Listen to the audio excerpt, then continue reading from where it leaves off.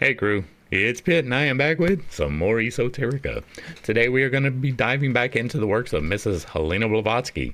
This is the secret doctrine we are reading aloud and discussing as we go along the various points that are brought to light by the text.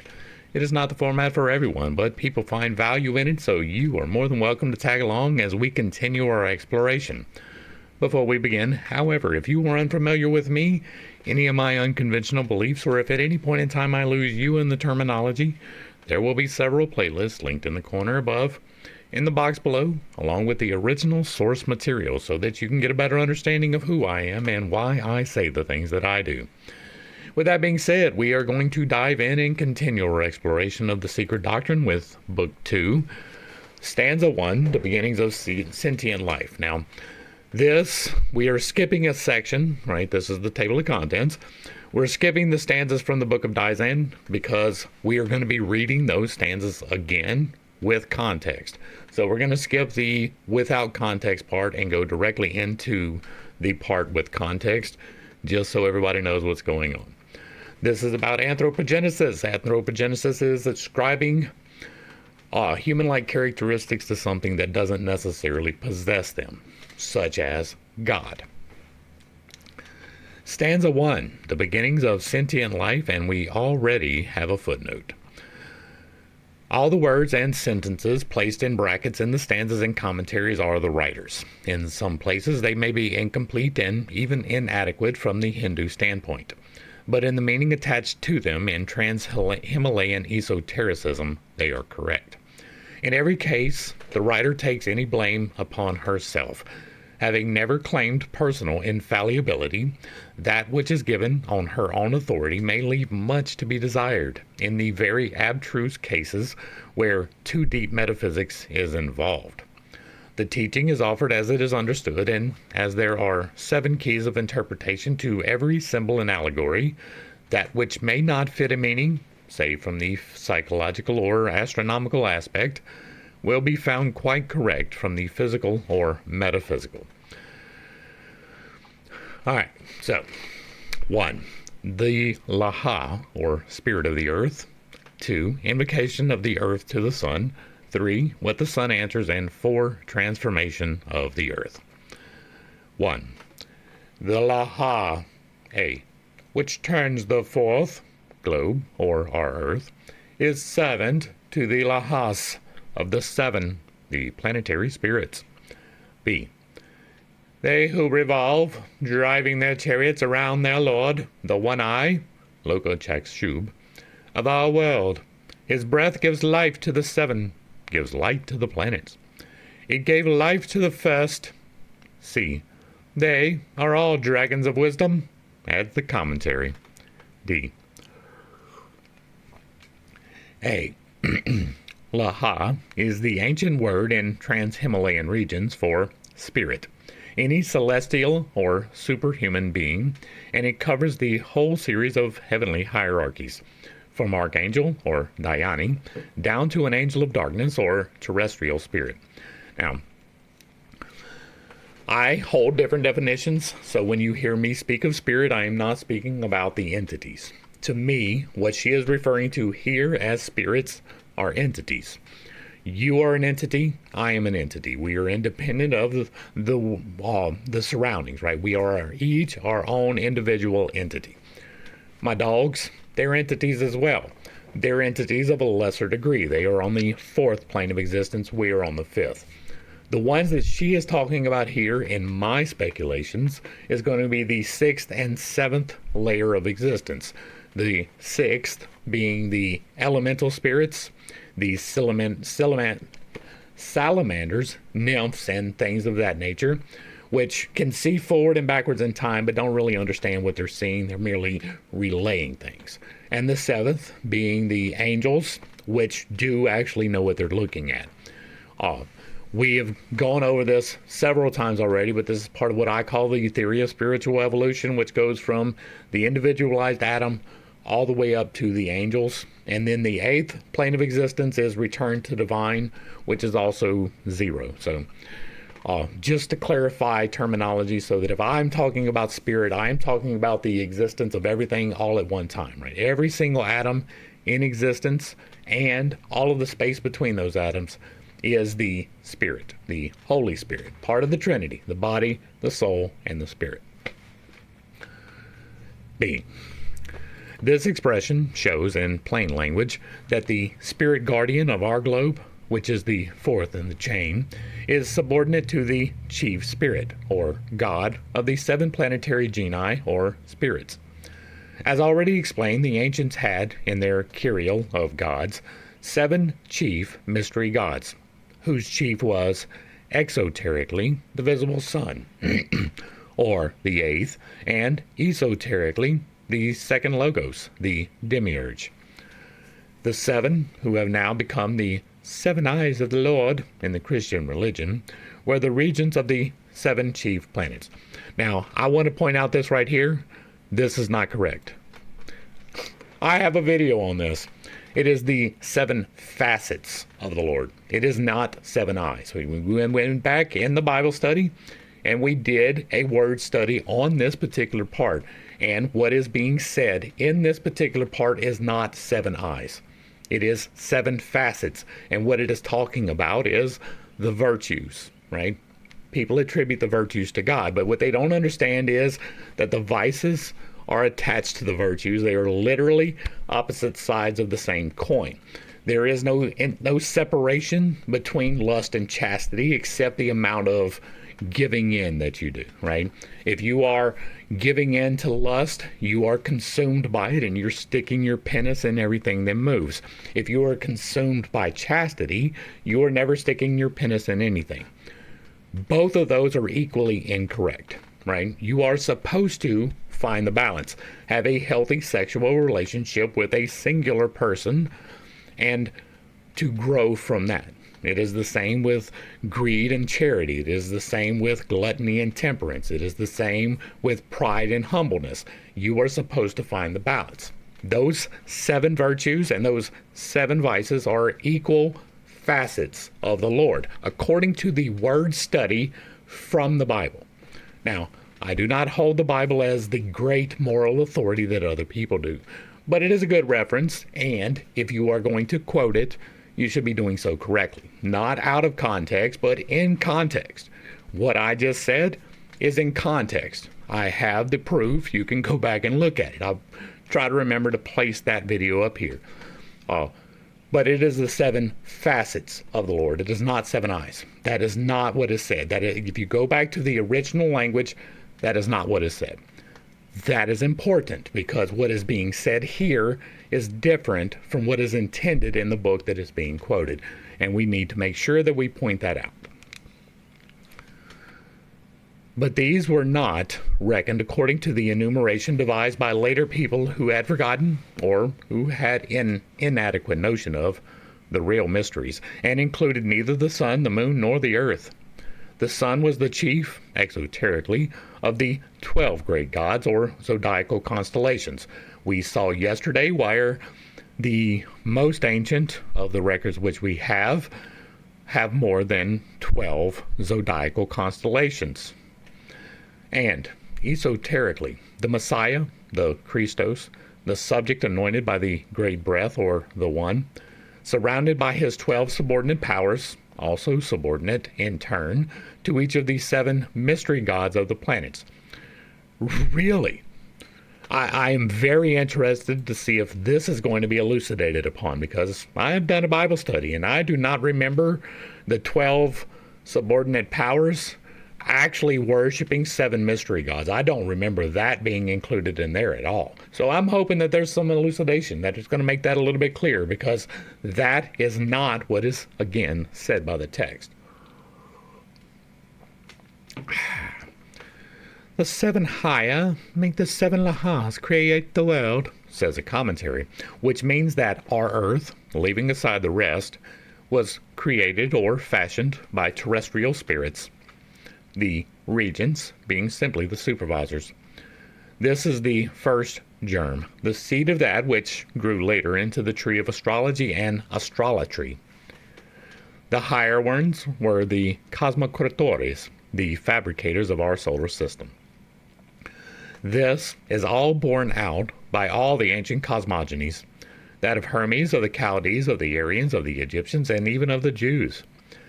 Heaven's belt, the signs of the zodiac, the sacred animals, are as much the B'nai Elohim, son of God, or the Elohim, as the spirits of the earth, but they are prior to them. Soma and Sin, Isis and Diana, are all lunar gods or goddesses, called the fathers and mothers of our earth, which is subordinate to them. But these, in their turn, are subordinate to their fathers and mothers, the latter interchangeable and varying with each nation. The gods and their planets, such as Jupiter, Saturn, Bel, Brihaspati, etc. And I also want to point out that just because it has been written a very long time does not make it accurate, right? It means that somebody believed it and wrote it down.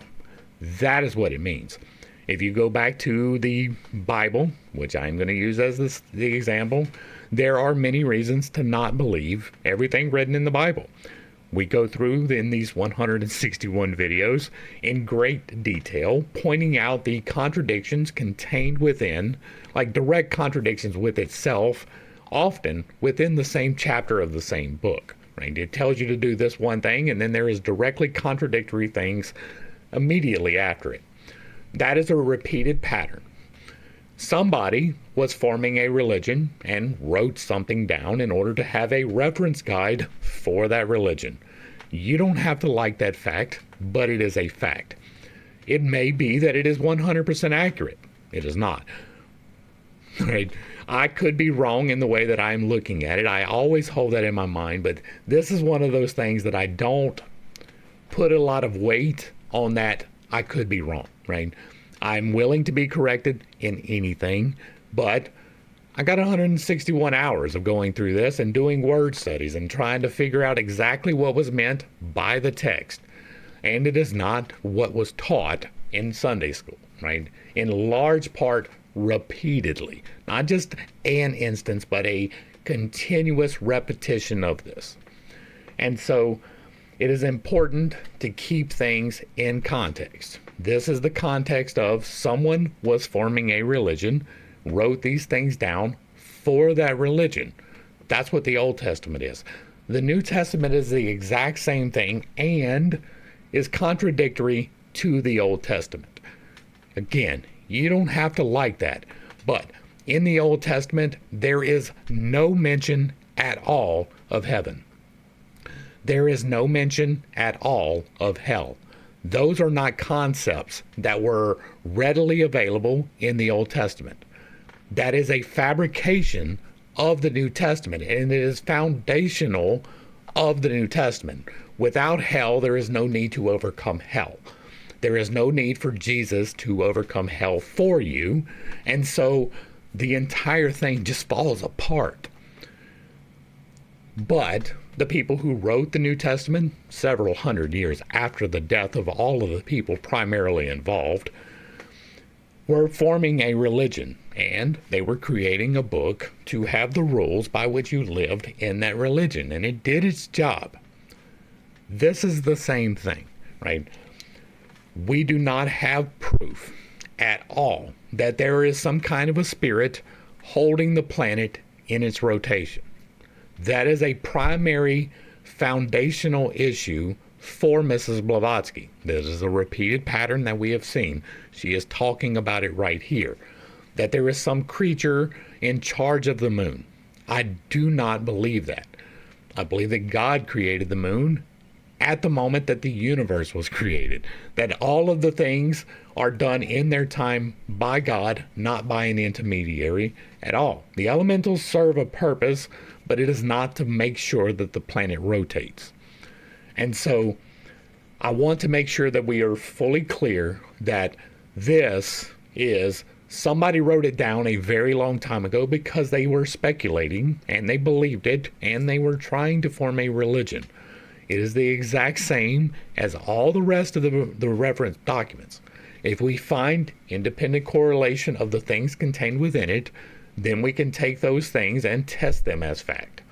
But we are not to take all of it as fact.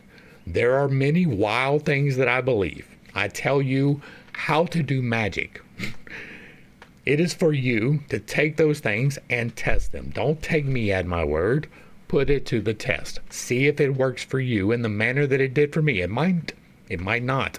Either way, it is a speculation from which you can derive if it is true or not. Don't take anything simply on faith because it has been written down for a very long time. That is a bad thing to do. The higher ones where they come across, where are we at?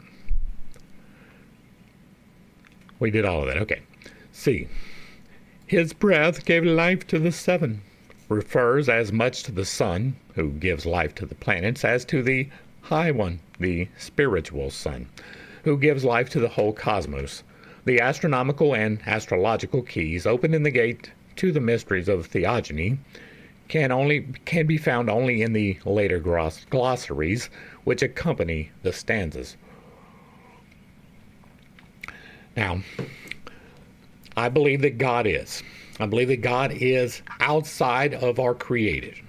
Right? We are directly inside of God as the creator.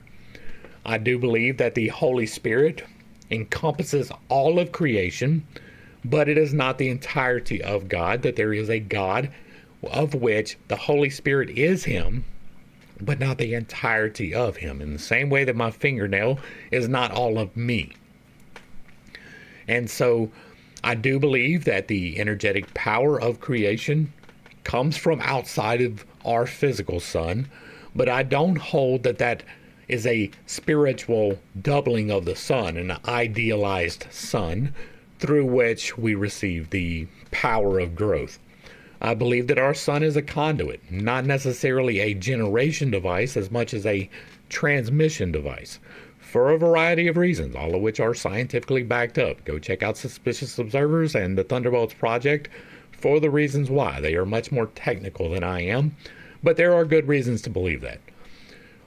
That we are receiving energy from farther out in space, and it is relayed through our sun to us in a manner that keeps us alive.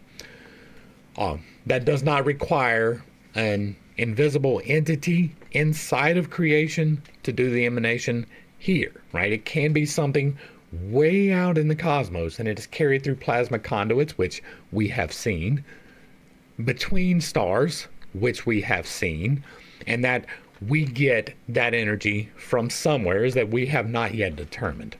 But I don't believe it is some on a spiritual plane, outside of us, invisible, in the center of our solar system, which is what is implied, right? Not even implied, directly stated. And so, again, this is an important distinction for me, that this is a speculative thing. And so, just to keep it clear, in the apocalyptic slokas of the archaic records, the language is as symbolical, if less mythical, than in the Puranas. Without the help of the later commentaries, compiled by generations of adepts, it would be impossible to understand the meaning correctly. In the ancient cosmogonies, the visible and the invisible worlds are the double links of one and the same chain. As the invisible logos, with its 7 hierarchies, represented or personified each by its chief angel or rector, form one power, the inner and the invisible. So, in the forms, the sun and the 7 chief planets constitute the visible and active potency. The latter hierarchy being, so to speak, the visible and objective logos of the invisible and, except in the lowest grades, ever subjective angels. Thus, to anticipate a little, by way of illustration, every race, in its evolution, is said to be born under the direct influence of one of the planets. Race, the first, receiving its breath of life from the sun, as will be seen later on, while the third, humanity, those who fell into generation or from androgenes, became separate entities, one male, the other female, are said to be under the direct influence of Venus, the little sun, in which the solar orb stores his light. Well, if you were unaware, that is not what is happening there. It is reflecting it, not storing it. I don't necessarily hold to these divisions of races in the way that she does. It is entirely possible that this is true, right? I'm not going to knock the possibility that the Anunnaki were existent, right? There are too many records that state that there was some other type of being, but we don't have any evidentiary remains. Some of that is intentional, right? The Smithsonian and the Catholic Church have done an awful lot to withhold truth from the people, not the least of which is the Bible, but they have distorted our history to a great degree. That is an absolute truth. But that there was some primal race that was developed from the sun, that's going to be a hard sell for me, except in the case of, as we talked about before, evolution, right? I don't believe in macroevolution. I do believe in microevolution. I don't believe that there was a change between the species through spontaneous random selection. It's not conceptually a possibility, right? There is no biological imperative for human beings to lose hair and then have to develop clothes to protect themselves from the thing that the hair protected them from, right? To make it harder to see whether you want to be with the mate or not. Different things don't add up to natural selection being the way to go from this species to that species. What would have to happen is you're in a normal pod of gorillas, right? We'll use gorillas even though they're not really what the link is. You're in this random pod of gorillas, and then one day, one gorilla is born with no hair. He is completely bald. He is like no hair or a light covering. Like I like to say, I'm lightly forested, right? I don't have a thick covering of hair, but it's not completely bare. If a female coming into the prime of her mating life was to look between two males sitting side by side as gorillas, and one of them is covered in hair and looks perfectly normal, and one of them has no hair and is not normal, which one do you think is going to get the selection?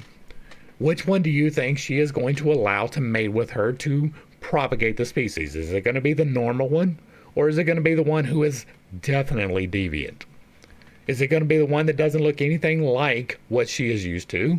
Or is it going to be the one who is the epitome of what she is used to? I will solve you the problem. She is going to mate with the one who looks the most like he is going to give the best genetics to her kids. And that is not going to be the bald one. So, how does it happen that this one random genetic mutation of hair loss creates the entirety of the human race? That's not very plausible, but here's something that is. Suppose, for instance, that there was an electromagnetic burst from the sun, that we were overcome by radiation, and it caused genetic mutations within the species that were existent on the earth at the time. And one of those genetic mutations was that now children were born without hair. Well, now, all of a sudden, there is a genetic imperative. You do indeed look like the other ones, and the selection process is going to be a little bit different. That is a much more likely scenario to me for macroevolution. There are many reasons to doubt macroevolution. Microevolution, I do not doubt at all. There are changes within the species all of the time. Canines. We have genetically modified canines through deliberate selection to create within the species variations.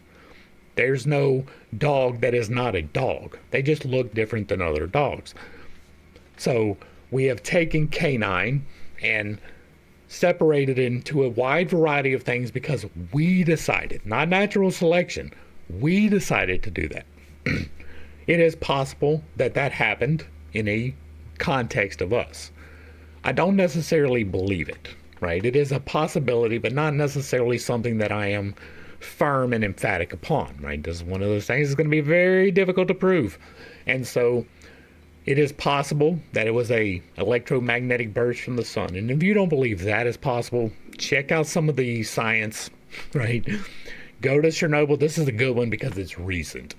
Go check out Chernobyl. They had a nuclear meltdown and a large area was irradiated, and they have genetic mutations happening in the wildlife. It is traceable and trackable. We can see what is happening, and it sheds a little bit of light on evolution. So that is entirely a possibility. Then the guided selection, that is a possibility. But natural selection, that is a hard sell. All of that to say that it could be from the sun, right? The first race could be from the sun in that particular instance. You have been genetically modified by this thing. Problem is, here's the major problem with that. None of the people would have known that's what happened, right? If you were electromagnetically mutated to the point where you are now a new independent species called Homo sapien, you're not going to have the knowledge that this event happened before that created you into what you are. You're not going to be able to communicate with the simians anymore. You're going to have to communicate with other Homo sapiens. The separation there is going to be pretty immediate. And so you're not going to have a history that you're going to pass down orally through generations before there is an oral translation, before you can commit that to vocalization, right? When you are first developed, you're not going to have words. You might have gestures, but it's going to be a little hard to go, oh. And then somebody's going to understand that I came from the sun, right? And so this is probably speculation. Speculation is fine. We can speculate all day long, but we cannot assert that speculation is fact. Everything that I asserted right here, did I say any of it was fact? No. I said that this is my belief. This is something that I think might be. That is speculation. It is fine to speculate about anything that you want. It is not fine to assert that that is fact. That is something that I am consistently trying to do. I may not always do it in a proper manner, but hopefully I explained why this particular part could be true, but is not necessarily true. The summations of these stanzas in Book 1 show the genesis, footnote. According to Dr. A. Wilder's learned definition, Genesis is not generation, but a coming out of the eternal into the cosmos and time, a coming from esse into existere, or from beingness into being. As a theosophist would say, if you would like greater elucidation upon beingness and being, we are working through the science of logic over in philosophy, and George Hegel has an awful lot to say about beingness. The summation of the stanzas in Book 1 showed the genesis of gods and men taking rise in and from one and the same point, which is the one universal, immutable, eternal, and absolute unity. In its primary manifested aspect, we have seen it become 1. In the sphere of objectivity in physics, primordial substance and force, centripetal and centrifugal, positive and negative, male and female, etc., etc. 2. In the world of metaphysics, the spirit of the universe, or cosmic ideation, called by some the Logos. We have spent an awful lot of time on this, and it is fine. Right? The spirit is every single atom in existence. Prior to Logos, all of that was in stasis, right? Nothing moving. Logos is movement. It is literally speaking into existence, right? It was not a person. It was the movement. It is life, it is light, it is heat, it is movement in every single instance. Without the spirit, there is no change at all. Everything is in stasis. You have matter locked until there is Logos to put it into motion. Logos is change. And so It is going to be physics. It is going to be the primordial substance because it is every single instance of an element in existence. So all of the air surrounding me right now is elements. There is oxygen, nitrogen, helium, hydrogen, titanium floating around. And I breathe them in and I breathe them out. That is breath, right? Those elements all exist, but there are elements inside of you. And when you breathe in, you absorb those elements. I am taking oxygen and sending it out to my fingertips, and it absorbs carbon and sends it back to my lungs, and I exhale carbon dioxide. There has been an ionic bond facilitated by the electrical impulses contained within me, right? I create electromagnetic disturbance, and that regulates my body. When I decide to wiggle my fingers, my brain takes that decision and sends an electrical charge through my nervous system to my fingers. That is the spirit in motion. Every single instance of electrical current, of flame, of light, of heat, or of motion, all of those is activated potential, right? Right now, if I don't talk, there is the potential for words to come out. But once I start talking, the potential is realized, and now it is change. Whenever there's a storm cloud rolling in, there is the potential for electronic discharge. When you see the lightning bolt, that is the potential actualized. And what you are seeing is the exact same change that is happening when I change the oxygen into carbon dioxide on a scale outside of myself. And what is happening? Water vapor is being changed. It is being changed into individualized oxygen molecules, individualized hydrogen molecules, and into new compound molecules. The oxygen, right? You have two hydrogen and one oxygen, right? Well, when they separate, they form other bonds. The ones that don't just wander off on their own, because that happens too. But the oxygen now becomes both O2, which is what we breathe, and O3, which is ozone, which helps protect our planet. Those come from the ionic change that happens whenever there's a lightning bolt. Whenever I light fire, this is changing from butane into carbon monoxide and several other elements. That is the spirit in motion. That is potential actualized. So every single time that there is heat, light, movement, life, breath, anything that is moving is a manifestation of the spirit. You, as the soul that resides in the 5D navigation device, do not actually make the 5D navigation device do anything. You make the decision, the spirit makes it happen. Back to the text. This logos is the apex of the Pythagorean triangle. Without the Trinity, for me, is the body, the soul, and the spirit. Without all three of those, there is no life. When the triangle is complete, it becomes the tetractys, or the triangle in the square, and is the dual symbol of the four-lettered tetragrammaton in the manifested cosmos, and of its radical triple ray in the unmanifested, or its noumenon. Put more metaphysically, the classification given here of the cosmic ultimates is more one of a convenience than of absolute philosophical accuracy.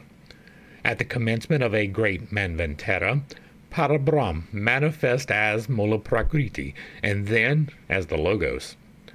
This Logos is equivalent to the unconscious universal mind, etc., of Western pantheists. It constitutes the basis of the subject side of the manifested being and is the source of all manifestations of individual consciousness. Mula Prakriti, or primordial cosmic substance, is the foundation of the object side of things. Right? To me, what we just talked about is that, right? Everything that is matter is from the Holy Spirit. Every single atom is the Spirit at once. The parts that are differentiated are us, are this glass full of tea, the tea inside of the glass. These are things that are differentiated in the spirit from the spirit. We are still fully within the spirit. Every single atom is still part of the spirit, even though it is me. Right? The individualization of me is one of the stepping stones of life, of existence. And the other necessary one being the soul, right? The decision-making part of the process, as opposed to the complete the decision part of the process. So the unconscious universal mind is movement, but it is the manifestation of God in the fullness that he can be manifested inside of himself. Like the spirit is fully God, but it is not God fully. That's a little bit of a mind bender, but you got to wrap your mind around that. Everything in existence is part of God, but it is not God in his totality, right? It is a piece of him, like the fingernail. And so the unconscious universal mind, to me, is the wrong way to look at it. Right? That I believe that there is conscious creation, even if we don't fully understand it, and even if I cannot fully explain it. I believe that I am here specifically at the will of God. I believe that you are here specifically at the will of God. You were individualized as a soul, taken from the entirety of God and separated into this particular vessel. But this vessel is completely created from the Holy Spirit. Every single atom that makes up you came from the Holy Spirit and is still contained in the Holy Spirit. So the Logos is not going to be separable for me from the primordial cosmic substance. Those two are the same thing. One is simply the activated version, and the other is the inactivated version. You can't even separate that. That is like infinity and finite, right? Which is a whole discussion we're having over on the science of logic. But at the moment where you become is a differentiation from you being part of all, even though you are still fully all, right? If you put a limit on the infinite, it becomes finite, even if you are still conceiving it as the infinite. Hopefully that was clear and not too confusing. The basis of all evolution and cosmogenesis. And my main point there was that these two things to me are like the virtues and the vices. It's just the same thing reversed. It's literally inseparable. When one begins, the other ends, and where one ends, the other begins. It is inseparable. You cannot take one from the other. Force, then, does not emerge with the primordial substance from parabromic latency. It is the transformation into energy of the supraconscious thought of the Logos, infused, so to speak, into the objectivation of the latter out of potential latency in the one reality. That is a reiteration of what I just said. Hence spring the wondrous laws of matter. Hence the primal impress so vainly discussed by Bishop Temple. Force, thus, is not synchronous with the first objectivization of Mula Prakriti. But, as, apart from it, the latter is absolutely necessarily inert, a mere abstraction, it is unnecessary to weave too fine a cobweb of subtleties as to the order of succession of the cosmic ultimates.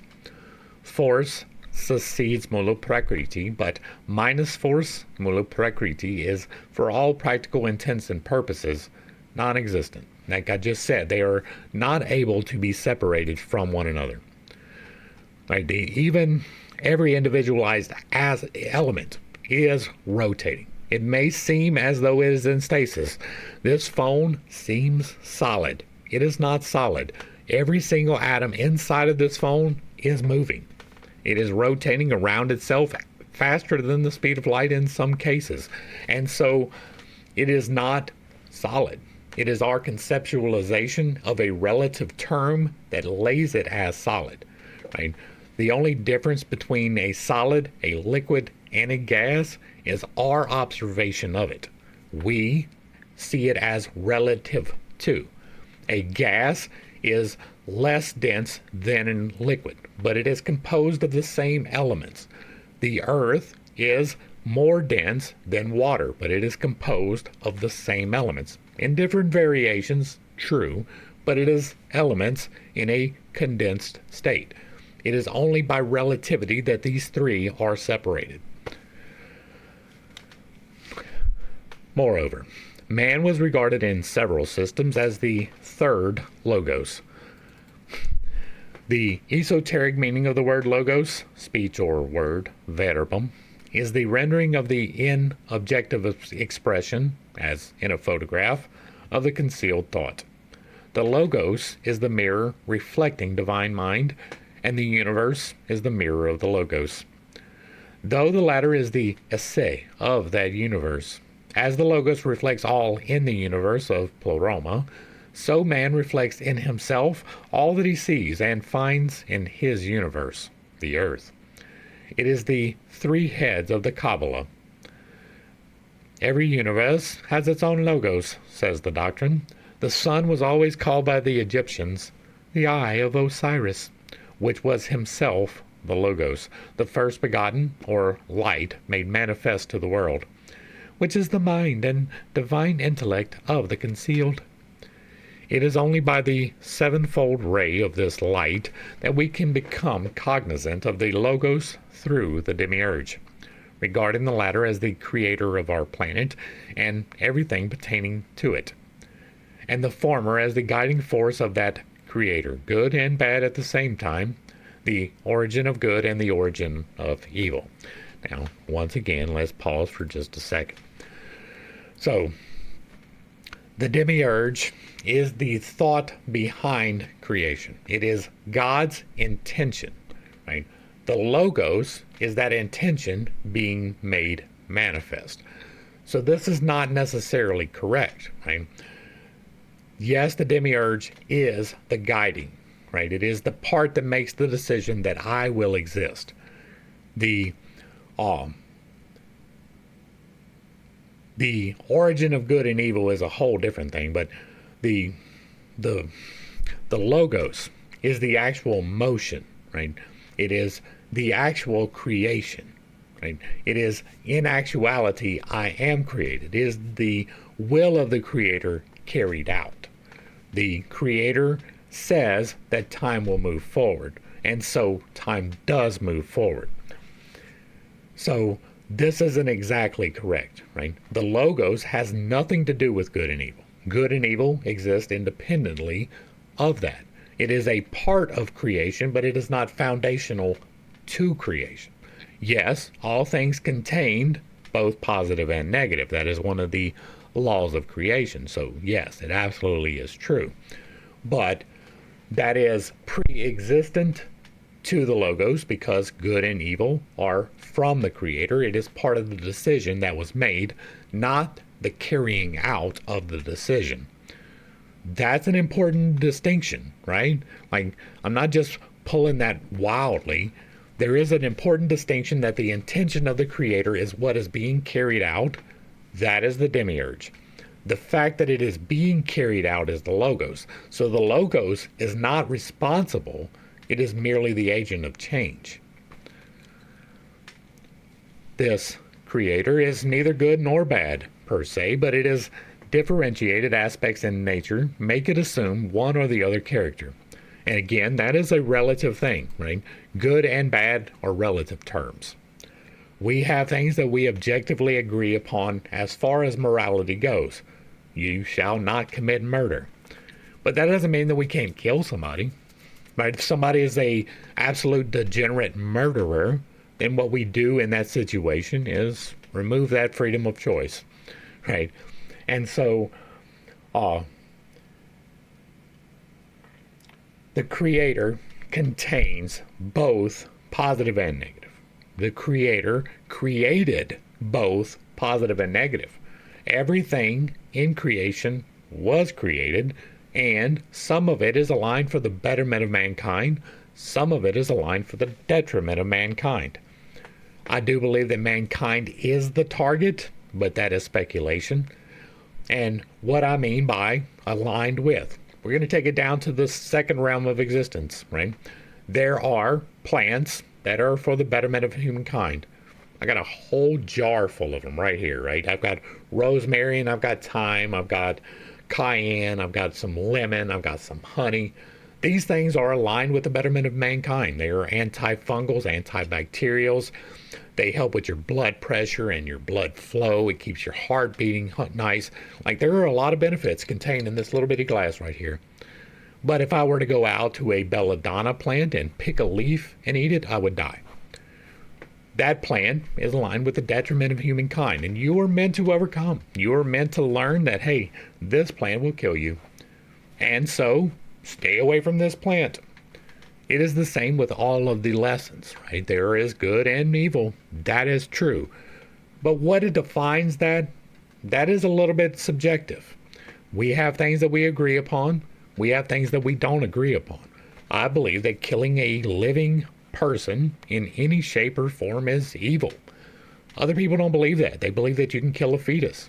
Well, a fetus is just a not quite fully developed human, but it is still a human. It is still ensouled. If it was allowed to do what it would naturally do, it would become a human, right? What we readily identify as. I identify it as a human from the moment of conception.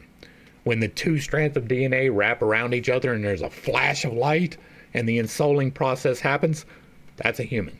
And so if you are intentionally killing that human, you are a murderer in my book. Other people don't believe that. That is a subjective thing. That is good and evil in play. You are supposed to make the choice to not kill children, but you have the free will to do so. God gave you that free will, so it's not necessarily evil. It's just not aligned for the betterment of humankind. There's nothing aligned for the betterment of humankind in killing a child before it is born. There's just not. Like, you can't even make that argument. You can make the argument that it's for the betterment of the parent who decided that they didn't want this inconvenience, or decided that they couldn't handle it, or decided that they didn't want it. But it's not for the betterment of the child, and it's not better for the betterment of humanity in general. And so that remains subjective, right? But it is contained within creation with the full intent of the Creator for you to be able to make the choice. And so, good and bad, contained within the Creator. Back to the text. With the invisible and the unknown universes disseminated through space, none of the sun gods had anything to do. The idea is expressed very clearly in the book of Hermes and in every ancient folklore. It is symbolized generally by the dragon and the serpent.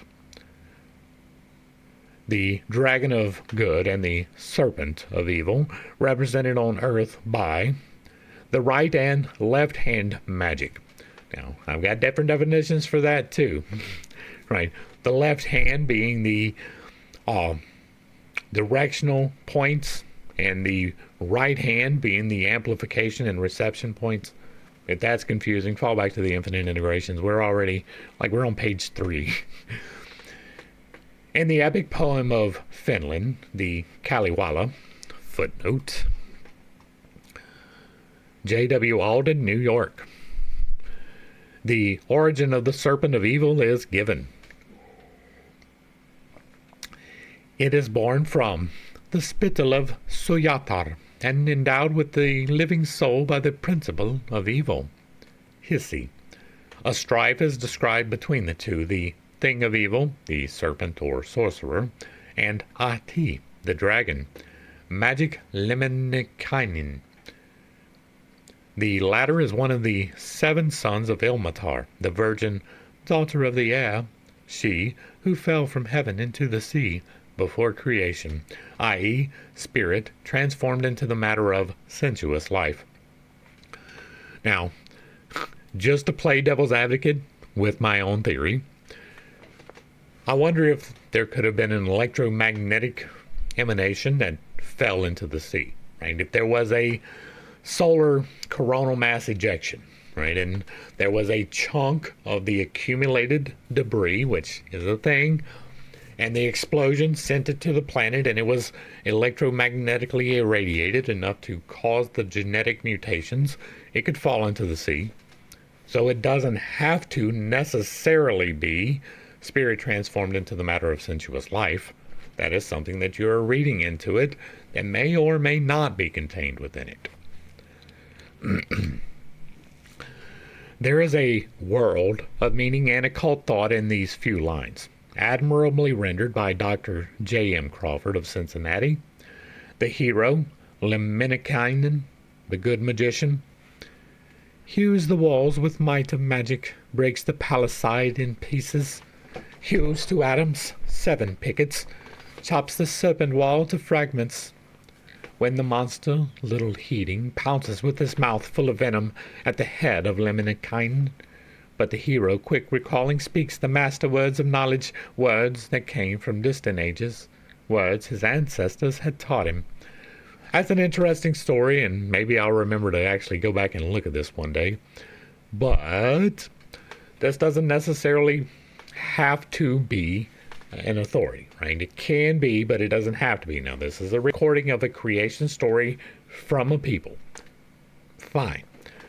But these people had the number 7, right? A lot of people had the number 7 and attribute the 7 even where it doesn't belong. Now, 7 has points, right? There are 7 internal chakras, but there is the 8th. There are 7 days of the week, but the new week begins with the 8th. 8 is a better number for the division of creation for a variety of reasons, which I have expounded upon in the harmonics of creation, the fundamental harmonics of creation. I'm not going to link that one because I'm going to link the other one, but go back and watch it, in which we talk about these 7 divisions of the earth, the 7 divisions of the atmosphere, the 7 divisions of the crystal, or the 8 divisions of all of these, right? The earth goes from the core all the way up to water, right? Water being the beginning of the next harmonic. The harmonic is always 8. It goes from C to C, or it goes from B to B. It doesn't go from C to B. It goes from C to C. C, D, E, F, G, A, B, C. That begins the new harmonic. It is the completion and the beginning of. If you take the first C, you can work it down for another harmonic. The repeated pattern in most things is 8. Not 7, but 8. That is important. D. In China, the men of Fo Hai, or the heavenly man, are called the 12 Dain Hong, the 12 hierarchies of Dyanis or angels with human faces and dragon bodies. The dragon standing for divine wisdom or spirit. Footnote 2, this is a long one. It has been repeatedly stated that the serpent is a symbol of wisdom and of occult knowledge. The serpent has been connected with the god of wisdom from the earliest times of which we have any historical notice, writes Stanley Wake. This animal was the especial symbol of Teote, or Teote, and of all these gods, such as Hermes and Seth, who can be connected with him. This is also the primitive Chaldean triad Hea, or Hoa. According to Sir Henry Rawlinson, the most important titles of this deity refer to his functions as the source of all knowledge and science. Not only is he the intelligent fish, but his name may be read as signifying both life and a serpent, an initiated adept, and he may be considered as figured by the great serpent which occupies so conspicuous a place among the symbols of the god on the black stones recording Babylonian benefactions. Asclepius, Serapis, Pluto, Khnum, and Kneph are all the deities with the attributes of the serpent, says Dupois. They are all healers, givers of health, spiritual and physical, and of enlightenment. The crown formed of an asp, the Teheramutis belongs to Isis, goddess of life and healing. The Upanishads have a treatise on the science of serpents, in other words, the science of occult knowledge. And the Nagas of the exoteric Buddhist are not the fabulous creatures of the nature of serpents, beings superior to men and protectors of the law of Buddha, as Schlagentweit believes, but real living men, some superior to men by virtue of their occult knowledge, and the protectors of Buddha's law, inasmuch as they interpret his metaphysical tenets correctly. Others inferior morally as being black magicians. Therefore, it is truly declared that Gautama Buddha is said to have taught them a more philosophical religious system than to men who were not sufficiently advanced to understand it at the time of his appearance.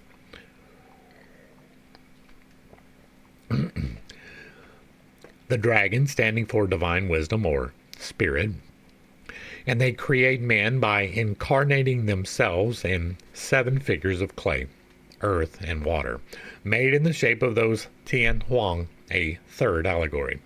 Compare the symbols of bonsai. The 12 Acers of the Scandinavian Eddas do the same.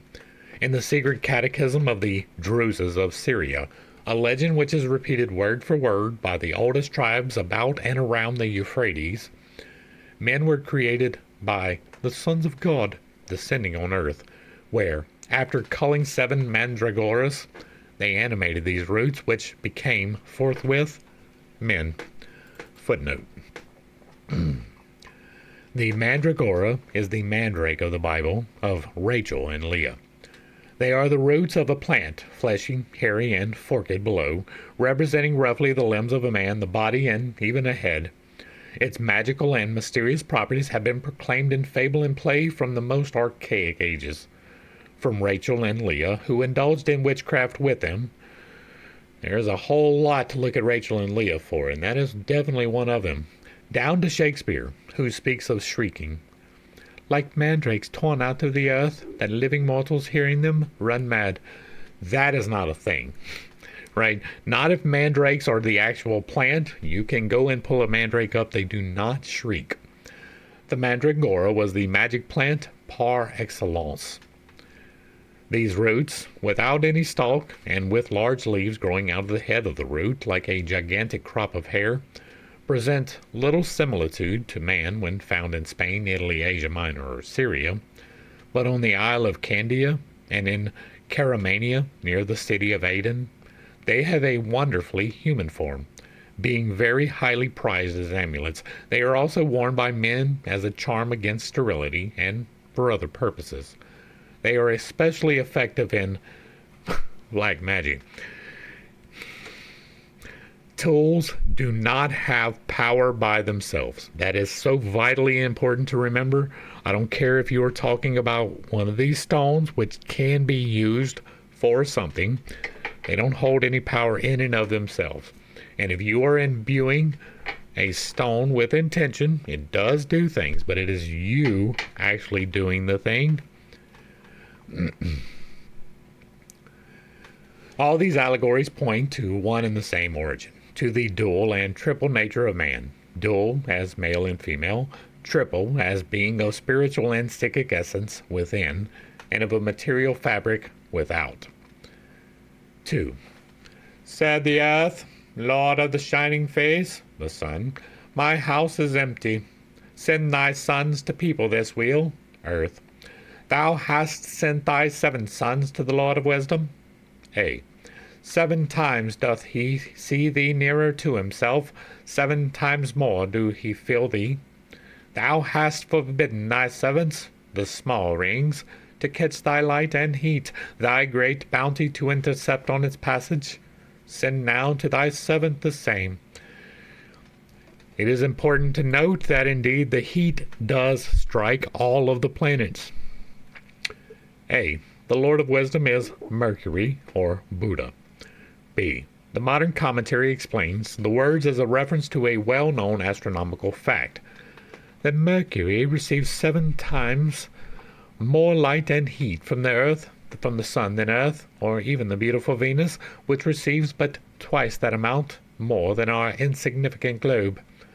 Whether the fact was known in antiquity may be inferred from the prayer of the Earth Spirit to the sun as given in the text. Footnote. Copernicus wrote his theories on the revolution of the heavenly bodies in the century, and in the Zohar, even if compiled by Moses de Leon in the 13th, I think that's 16th and the 13th century, states that in the book of Hamananoah, the Old, we learn that the earth turns upon itself in the form of a circle, that some are on top and others below, that there are some countries which are lightened, whilst others are in darkness. These have the day, for when the former it is night, and there are countries in which it is constantly day, or in which, at least, the night continues only some instants. That is a sphere, not a circle. Yes, I know that the representation of a sphere on a 2D plane is a circle, but we are currently residing on a sphere, not a circle. That is another important distinction to maintain. The sun, however, refuses to people the globe, as it is not yet ready to receive life as yet. Mercury is, as an astrological planet, still more occult and mysterious than Venus. It is identical with the Mazdaean Mithra, the genius, or god, established between the sun and the moon, the perpetual companion of Son of Wisdom. Pausanias shows him as having an altar in common with Jupiter, Book 5. He had wings to express his attendance upon the sun in its course, and he was called the Nuntus, or Sun Wolf, Solaris Luminis Particips.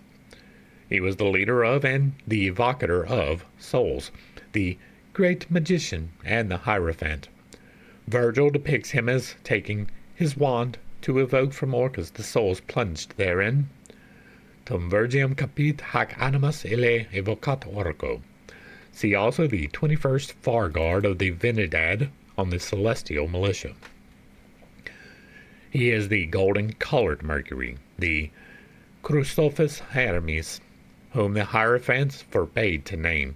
He is symbolized in Grecian mythology by one of the dogs, Vigilance, which watch over the celestial flock, occult wisdom, or Hermes Anubis, or, again, Agathodemon. He is the Argus watching over the earth, and which the later mistakes for the sun itself. It is through the intercession of Mercury that the Emperor Julian prayed to the occult sun every night, for as says Vossius, all the theologians agree that the Mercury and the sun are one. He was the most eloquent and the most wise of all the gods, which is not to be wondered at, since Mercury is in such close proximity to the wisdom and the word of God, the sun, that he was confused with both. Idolatry. Vossius utters here a greater occult truth than he suspected. The Hermes Ceremaias of the Greeks is closely related to the Hindu Saram and Saramaya, the divine watchman, who watches over the golden flock of the stars and solar rays.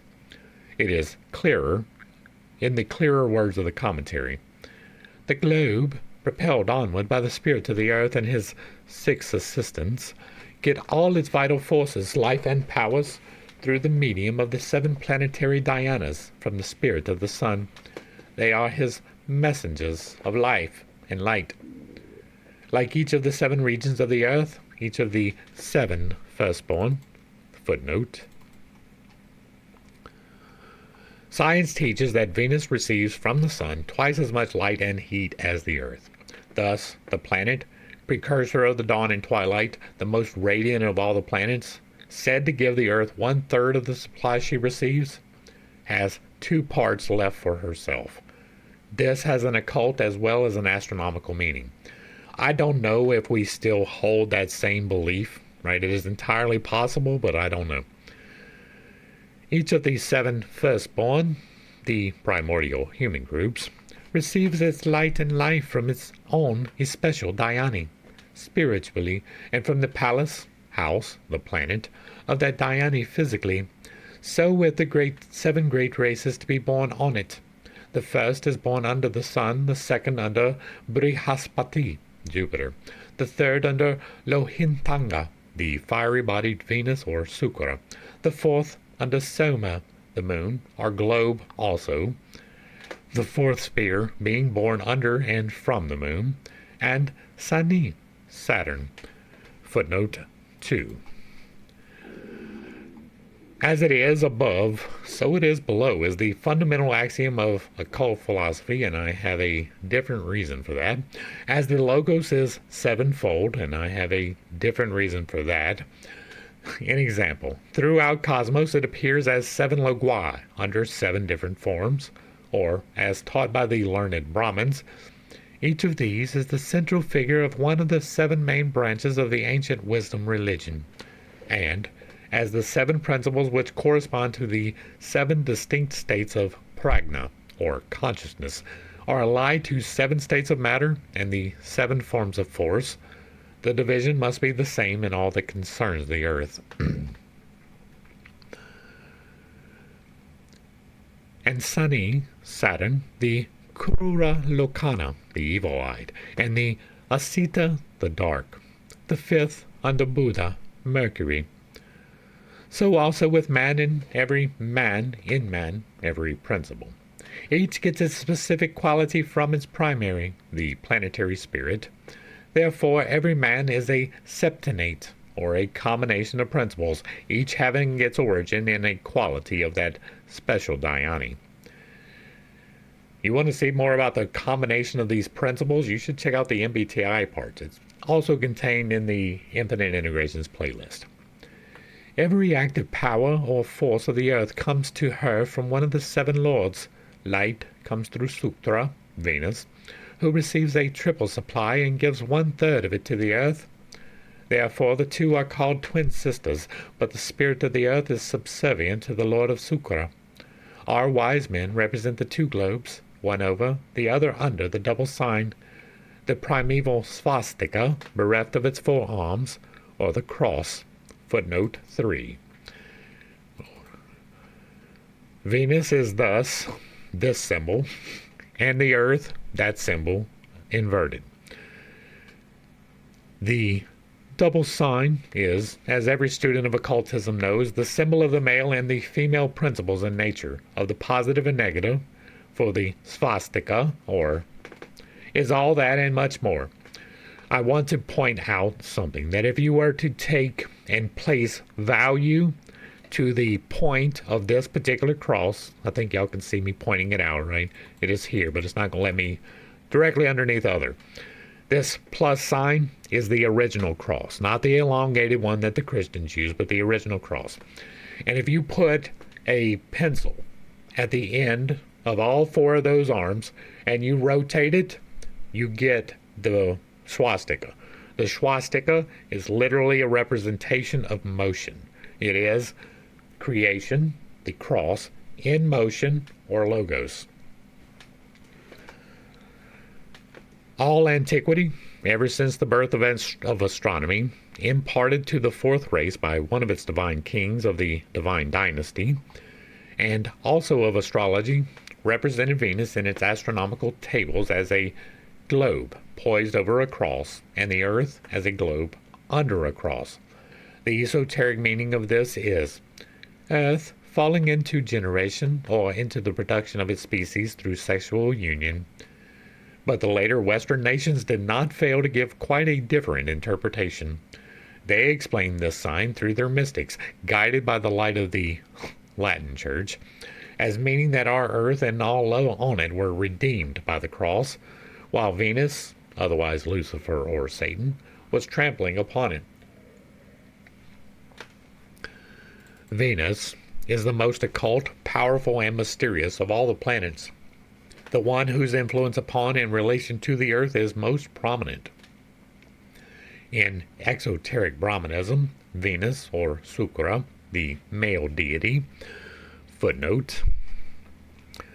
In the esoteric philosophy, it is male and female, or hermaphrodite. hence the bearded Venus in mythology.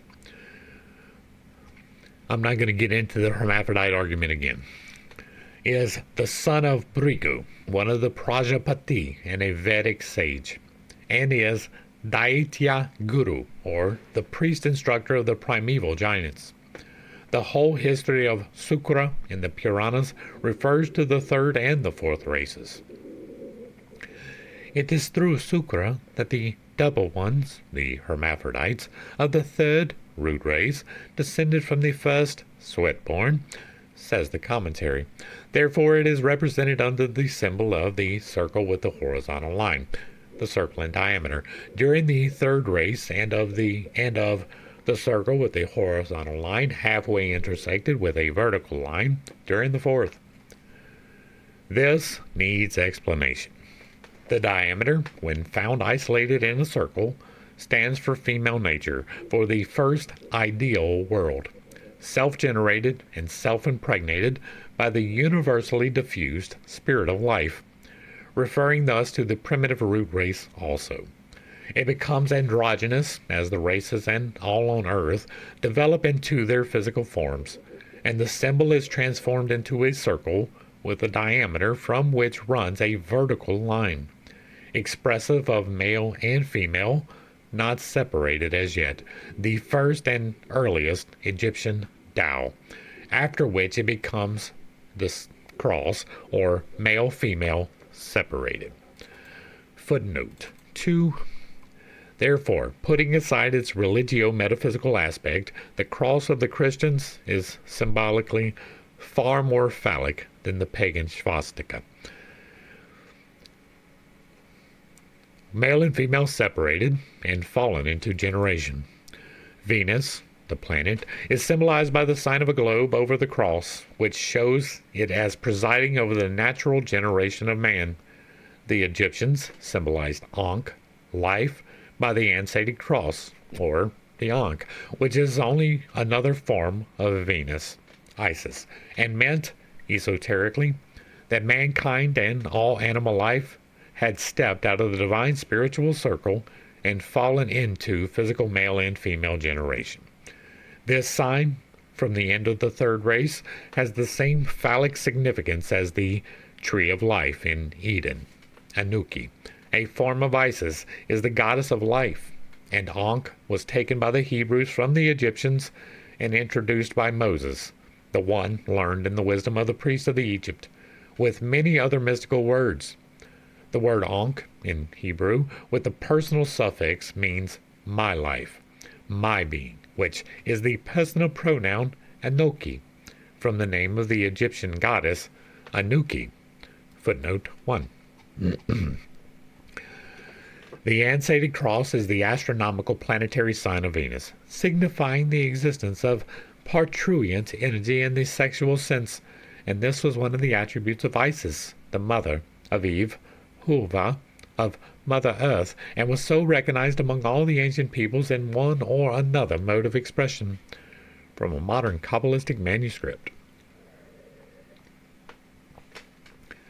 In one of the most ancient catechisms of southern India, Madras Presidency, the hermaphrodite goddess Adinati, see also Indian Pantheon, has the Ansaitic cross, the swastika, the male and female sign, right in the central part to denote the pre-sexual state of the third race.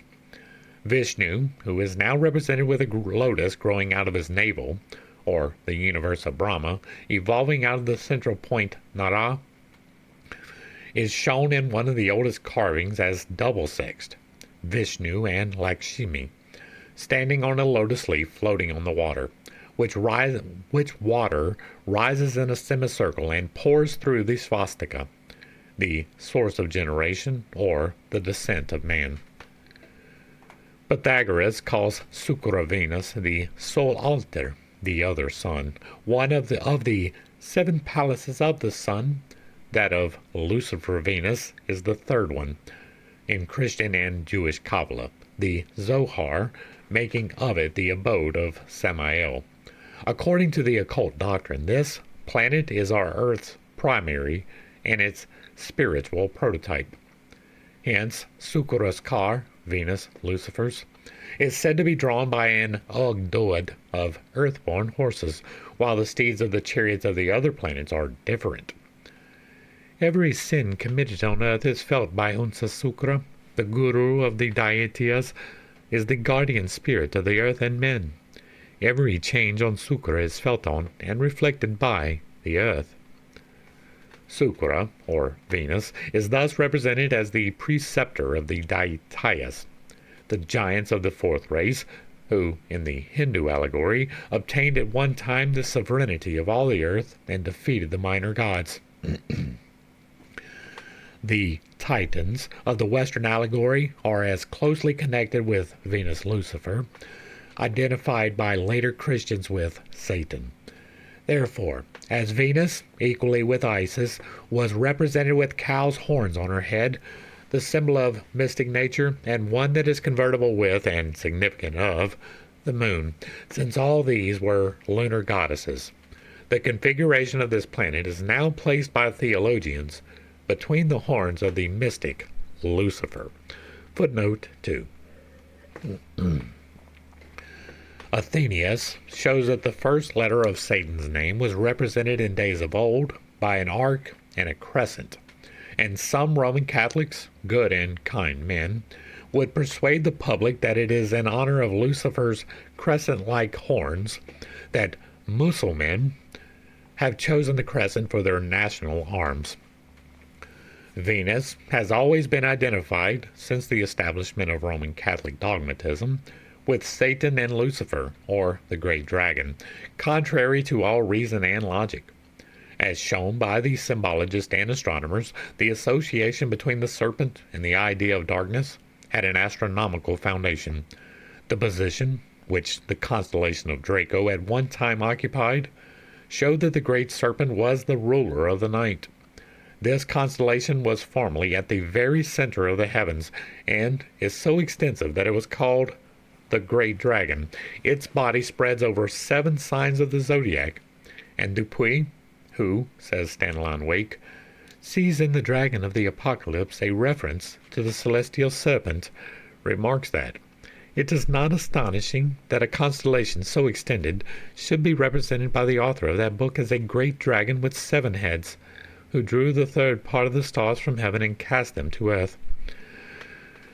Okay, quick stop. I normally don't stop too much in the footnotes, but this leads into something that I believe, right? If you are aware, the dragon now occupies the northern part of the night sky, farther north than it would be if it was the center of the sky. But if you are familiar with me at all, you know that I believe in the 12,000-year disaster cycle.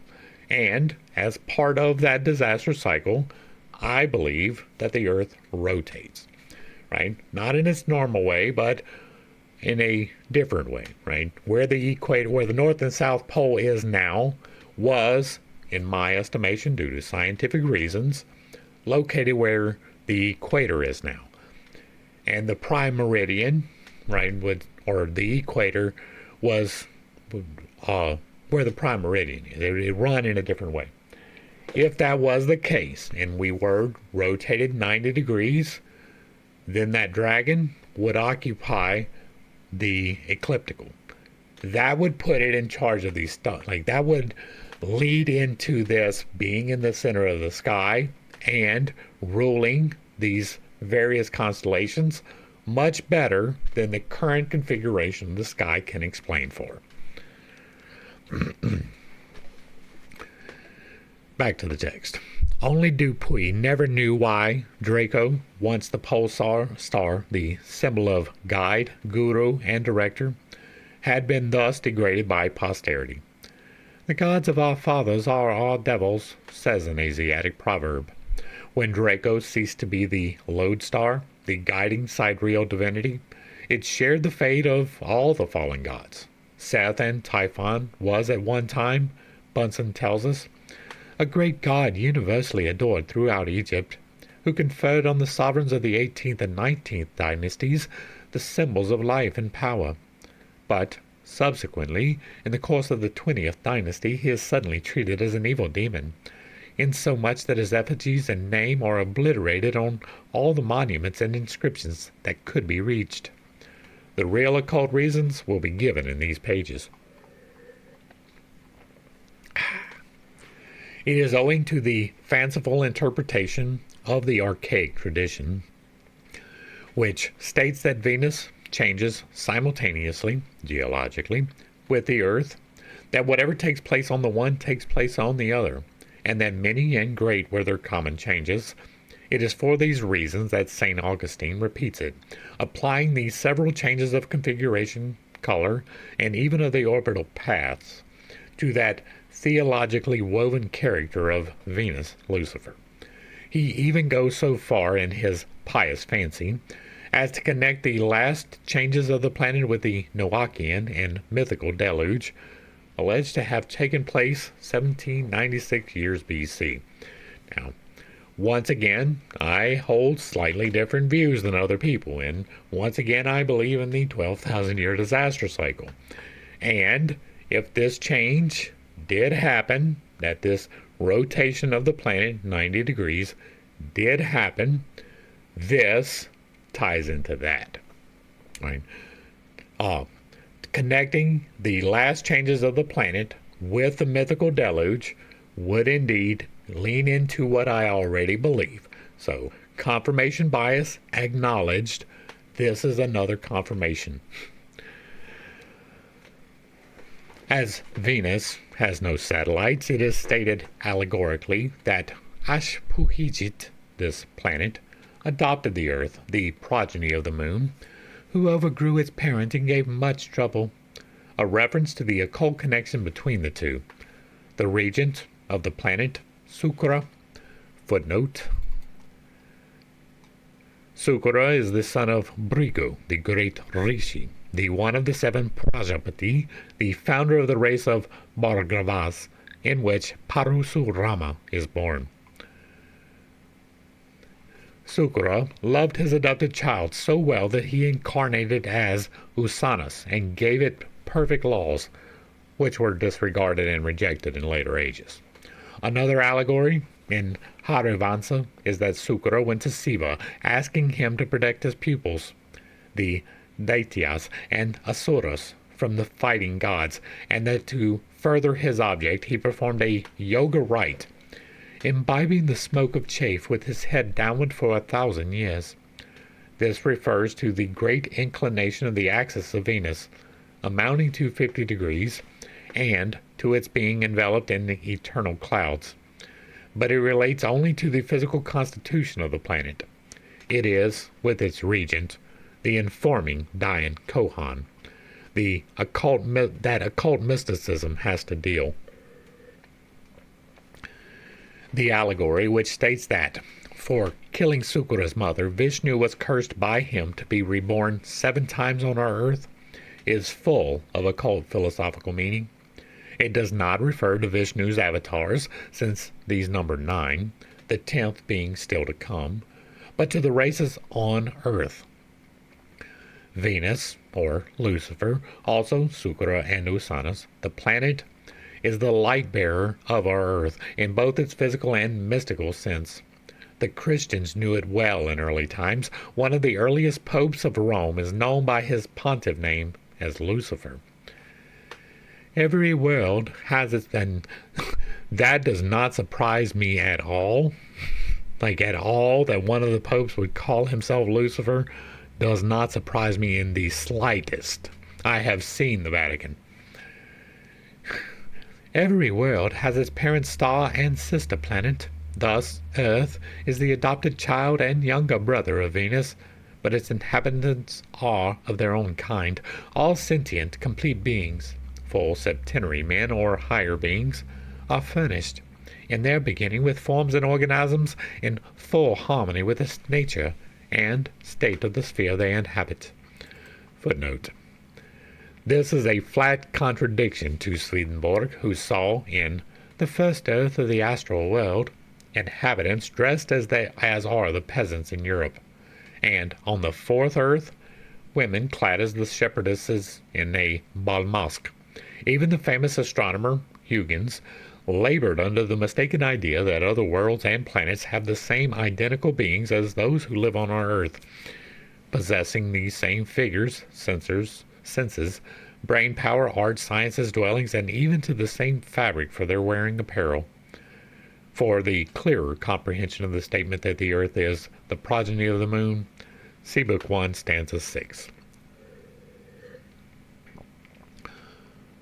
The spheres of being, or centers of life, which are isolated nuclei breeding their men and their animals, are nucleus.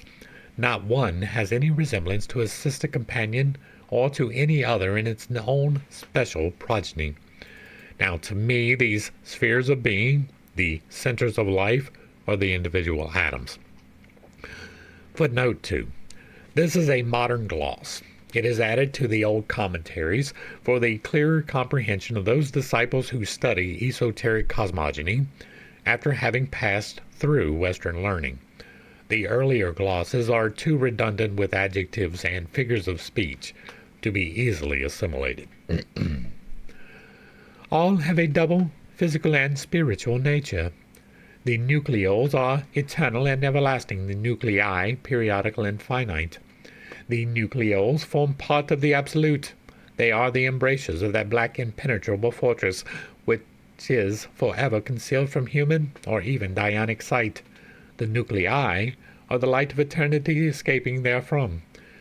This goes into what I believe more than it goes into what she believes, right? I believe that plasma is another word for the Holy Spirit, and that plasma exists in two states. There is the invisible, inactive state, and there is the visible, active state. The invisible, we've already talked about both of these, but the invisible being the air around you. That is plasma, inactive, right? It is still doing things, but it is not activated into specificity, and invisible. And then you have the activated version, which is the change in progress, which is a lightning bolt, is the best example of the extreme. But you are also, right? You are differentiated into existence. You exist through electromagnetics, through electrical impulses, and therefore that light is contained within you. If you didn't know it, your eyes, they absorb light, they see things, but they also project light. From inside, it is created within you. That is a true thing.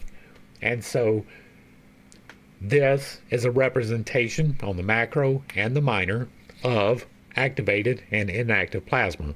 You are activated plasma. You are differentiated from the surrounding inactive plasma. It is that light which condenses into the forms of the Lords of Being, and first and highest of which are collectively the Jivatama, or Pratayagatama, said figuratively to issue from Paramatma, Matma. It is the logos of the Greek philosophers, appearing at the beginning of every new Manvantara. From these, downwards, formed from the ever-consolidating waves of that light which becomes, on the objective plane, gross matter, proceeded the numerous hierarchies of the creative forces, some formless, others having their own distinctive forms, others, again, the lowest elementals, having no form of their own, but assuming every form according to the surrounding conditions. Thus, there is but one absolute upadi, basis, in the spiritual sense, from, on, and in which are built for manvantaric purposes the countless basic centers on which proceed the universal, cyclic, and individual evolutions during the active period. And again, confirmation bias. For me, right? The informing intelligences which animate these various centers of being are referred to indiscriminately by men beyond the Great Range. Footnote. Beyond the Great Range means, in our case, India, as being the trans-Himalayan region for the cis-Himalayan region. Men beyond the Great Range as the Manus, the Rishis, the Pitras. Footnote. 2. The term Pitras is used by us in these slokas to facilitate their comprehension, but it is not so used in the original stanzas, where they have distinct appellations of their own, besides being called fathers and progenitors. The Prajapati and so on, as the Dayan Buddhas, the Kohans, Melhas, fire gods, Bodhisattvas. Footnote 3. It is erroneous to take literally worship of the human bodhisattvas, or Manjushri. It is true that exoterically, the Mahayana school teaches adoration of these without distinction, and that Huyen Sang speaks of some disciples of Buddha as being worshipped. But esoterically, it is not the disciple or the learned Manjushri personally that received honors, but the divine bodhisattvas and dhyani Buddhas that animated Amilaka, as the Mongolians say, the human forms. Bodhisattvas and others on this side, the truly ignorant call them gods, the learned profane the one God, and the wise, the initiates, honor them only in manvanteric manifestations of that which neither our creators, the Dayan Kohans, nor their creatures can ever discuss or know anything about. The absolute is not to be defined, and no mortal or immortal has ever seen or comprehended it during the periods of existence. The mutable cannot know the immutable, nor can that which lives perceive absolute life. And this again is going to kick me back to the science of logic, where we are talking about the fact that once you define the infinite, it is no longer infinite, right? You can conceptualize it in this manner. The universe is infinite. It is ever expanding. Therefore, since it is ever expanding, it is not infinite. Right? If it is expanding, then that means that there is a boundary. And if there is a boundary, that is a limit placed upon it. And if there is a limit placed upon the infinite, it is no longer infinite. This is an argument made quite a lot by George Hegel in The Science of Logic, and it makes absolute sense. Right? Once you have placed a limitation upon the infinite, it is no longer an infinite. If you place upon the infinite that it is an entity, it is limited by that entity. If you think that there's a sky daddy in a chair, you are limiting the infinite to a sky daddy in a chair. Therefore, man cannot know higher beings than his own progenitors, nor can he worship them, but he ought to learn how he came into the world. C. Number 7. The fundamental figure among all other figures in every national religious system, from cosmogony down to man, must have its raison d'etre. That is true, but that is a confusionary technique, right? If you have something very close to the truth, then you can hide the truth behind it. And the truth is that it is not the number 7, it is the number 8, for a variety of reasons, the fundamental harmonics of life. But again, 8 fits better. It is found among the ancient Americans, as prominently as among the archaic Aryans and Egyptians. The questions will be fully dealt with in the second part of this book. Meanwhile, a few facts may be given here. Says the author of the Sacred Mysteries, among the Mayas and Quiches, 11,500 years ago. That's an interesting number. Footnote 4. The author of this work is Augustus de Plongeon. He and his wife are well known in the United States for their untiring labors in Central America. It is they who discovered the sepulchre of the royal Canco at Chichen Itza. The author seems to believe and to seek to prove that the esoteric learning of the Aryans and the Egyptians was derived from the Mayas. But although certainly coeval with Plato's Atlantis, the Mayas belong to the 5th continent, which was preceded by Atlantis and Lemuria. That is entirely speculation, right? We talked about that yesterday when we were talking about Atlantis and Lemuria. We have exactly one recording of that is Plato's Atlantis. All others are derived from that, as far as I am aware. If I am incorrect in that, drop it in the comments and let me know for sure. But this is an assumption that you are making. My personal assumption, the thing that I speculate upon, was that Atlantis and Lemuria periodically rise and fall at the same time. They are currently in the fall iteration because of the current orientation of the planet, but that when the planet, in the next 20 to 40 years or so, in my estimation, does its rotation back, they will rise out of the ocean and several other points on the planet will disappear beneath it. I have scientific reasons for that. 12,000 year disaster cycle will detail them. All right. 11,500 years ago matches with my speculations, right? The 12,000 year disaster cycle, this was 150 years ago, so we're talking about 11,650, but this is also a guess, so it's pretty close, and the 12,000 is a guess, right? It could be exactly 11,500, it could be 12,500, it could be 13,000, but it is roughly 12,000, right? That is an estimate based upon science, but it cannot be exact. Nobody will know the day and the age, hour.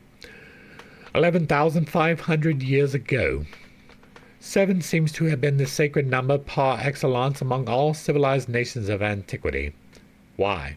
Each separate people is given different explanation according to the particular tenets of their exoteric religion. That it was the number of numbers for those initiated into the sacred mysteries, there can be no doubt. Pythagoras calls it the vehicle of life, containing body and soul, since it is formed of a quaternary, that is, wisdom and intellect, and of a trinity, or action and matter. The Emperor Julian, in Matrem, etc., expresses himself thus: "Were I to touch upon the initiation into our sacred mysteries, which the Chaldees Bacchanaized, respecting the seven-rayed God, lining up the soul through him, I should say that things unknown to the rabble, very unknown, but well known to the blessed theurgists." And who, acquainted with the Puranas, the Book of the Dead, the Zendavesta, the Assyrian tiles, and finally the Bible, and who has observed the constant occurrence of the number 7 in these records of people living from the remotest times, unconnected and so far apart, can regard as a coincidence the following fact given by the same explorer of ancient mysteries. Speaking of the prevalence of 7 as a mystic number among the inhabitants of the western continent of America, he adds that it is not less remarkable, for it frequently occurs in the Popol Vuh. We find it besides in the 7 families said by Sahagún and Claviergo to have accompanied the mystical personage named Wotan, the reputed founder of the great city of Nakan, identified by some with Palenque. In the 7 caves, footnote, the 7 caves, 7 cities, stand in every case for the 7 centers or zones upon which the 7 primitive groups of the first root race were born, from which the ancestors of the Nahatul are reported to have emerged. In the 7 cities of Cibola, described by Coronado and Niza, in the 7 Antilles, in the 7 heroes, who, we are told, escaped the deluge. Now, the 7 cities of Cibola were specific to South America, and so that would be 7 cities there, and 7 cities here, and 7 cities there, and 7 cities here, in 7 different iterations of 7. Stretch in believability. Heroes, moreover, whose number is found the same in every deluge story, from the 7 rishis who were saved with Vaisavata Manu down to Noah's Ark, into which beasts, fowls, and living creatures were taken by 7s. That's another problem. Thus we see the figures 1, 3, 5, 7 as perfect, because thoroughly mystic, numbers playing a prominent part in every cosmogony and evolution of living beings. In China, 1, 3, 5, and 7 are called celestial numbers, in the canonical Book of Changes, Ye King, or this book, or transformation as in evolution. Like, we're going to eventually be getting here. So I have it pulled up and I haven't really read it. I skimmed through the very first part to see if I wanted to do it, and we are going to do it eventually. I just have to be able to make time. The explanation of it becomes evident when one examines the ancient symbols. All these are based upon and start from the figures given from the archaic manuscript in the proem of Book 1. The symbol of evolution and fall into generation and or matter is reflected in the old Mexican sculptures or paintings, as it is in the Kabbalistic Sephiroth and the Egyptian Tao. Examine the Mexican manuscript. You will find it in a tree whose trunk is covered with 10 fruits, ready to be plucked by a male and female, one on each side of it, while from the top of the trunk 2 branches shoot horizontally to the right and left, thus forming a perfect T. The ends of the 2 branches, moreover, each bearing a triple bunch, with a bird, the bird of immortality, Atman, or the divine spirit, sitting between the 2, and thus making the 7th. This represents the same idea as the Sephirothal tree, 10 in all, yet when separated from the upper triad, leaving 7.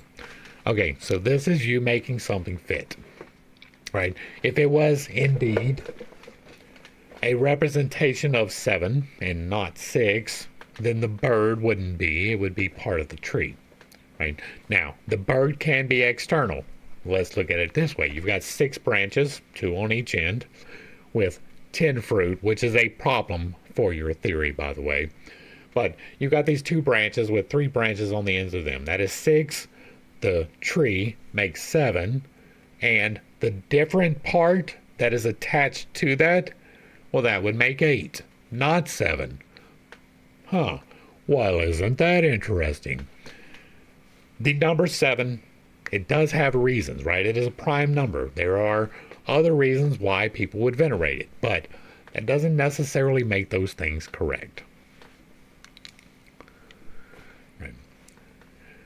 These are the celestial fruits. The 10, or 10, born out of 2 invisible male and female seeds, making up the 12, or the dodecahedron of the universe. The mystic symbol contains the central point, the 3, or triangle, the 5, or star, and the 7, or the triangle, or again, the Star of David. The triangle in the square, and the synthesizing point in the interlaced double triangles. Alright, let's talk about this real quick because we have talked about this several times. Directly above this word triangle, you will see the Star of David. And it is symbolizing something, but it is incomplete. We have 6 points externally, with 1 generating unifying point being visualized, which brings us to 7 points, right? There's 1, 2, 3, 4, 5, 6, 7 in the middle. That is the 7 internal chakras. There is one more that is not expressed here, however. It is the circle. The circle encapsulates this star and makes it 8.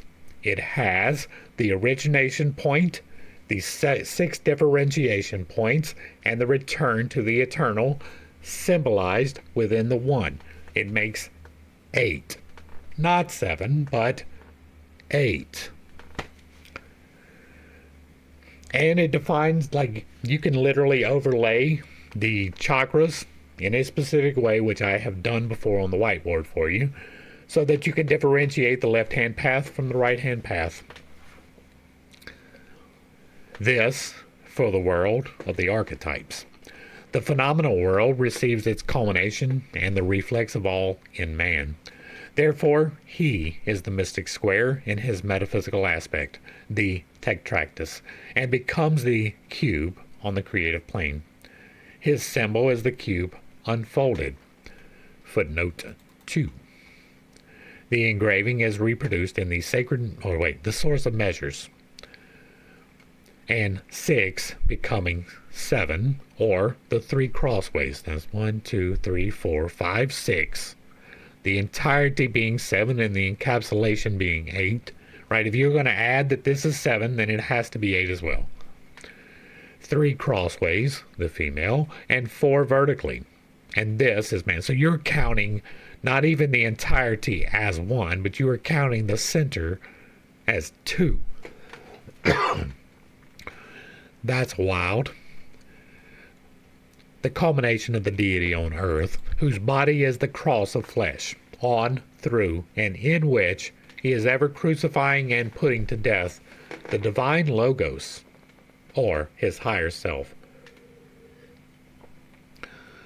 So he is putting to death his higher self. Gotcha. The universe, says every philosophy and cosmogony, hath a ruler, rulers collectively, set over it, which is called the word Logos. The fabricating spirit is its queen, which two are the first power after the one. And again, that leads into my theory on the spirit, right? Active, inactive, 2 into 1. And that is even light and dark. That is even good and evil. That is even penetration and absorption. That is positive and negative, all contained in the exact same thing. Imagine that. These are the spirits in nature, which too form our illusory universe. The two inseparables remain in the universe of ideas so long as it lasts, and then merge back into Parabrahm, the one ever changeless. The spirit, whose essence is eternal, one, and self-existent, emanates a pure ethereal light, a dual light not perceptible to the elementary senses. And the Puranas, in the Bible, in the Sefer Zazira, the Greek and Latin hymns, in the Book of Hermes, in the Chaldean Book of Numbers, in the esotericism of Lao Tse, everywhere. In the Kabbalah, which explains the secret meaning of Genesis, this light is the dual man, or the androgyne, rather the sexless angels, whose generic name is Adam Kadmon. The sexless angels are recorded in Genesis as having sex. It is they who complete man, whose ethereal form is emanated by other divine but far lower beings, who solidify the body with clay or the dust of the ground. An allegory, indeed, but as scientific as any Darwinian evolution, and more true. The author of The Source of Measures says that the foundation of the Kabbalah and all its mystic books is made to rest upon the 10 Sephiroth, which is a fundamental truth. Footnote. See Masonic Review, Cincinnati, June 1886. He shows these 10 Sephiroth, or the 10 numbers, in the following diagram, wherein the circle is the knot, its vertical diameter line is the first or primal 1, the word or logos, from which springs the series of the other numbers up to 9, the limit of the digits. All right, this is just stupid, right? There's no other way to put it. I can't couch that in love, right? This is an arbitrary division, right? It has the circle, fine. It even has the circumspection, fine. But these numbers being placed in these positions is completely arbitrary. You could add 9 more and make 18? Easily. Just randomly insert them, right? You could double this with no problem whatsoever. That's a bit of a problem. If it was an actual division, then maybe we could do something, but it's not. Like, there's not even logical consistency to it. It doesn't work. You can make another number and 2 numbers and slide it in there equally with no problem, right? You can make it 12 like that. You can make it 14 like that. You can make it 16 like that.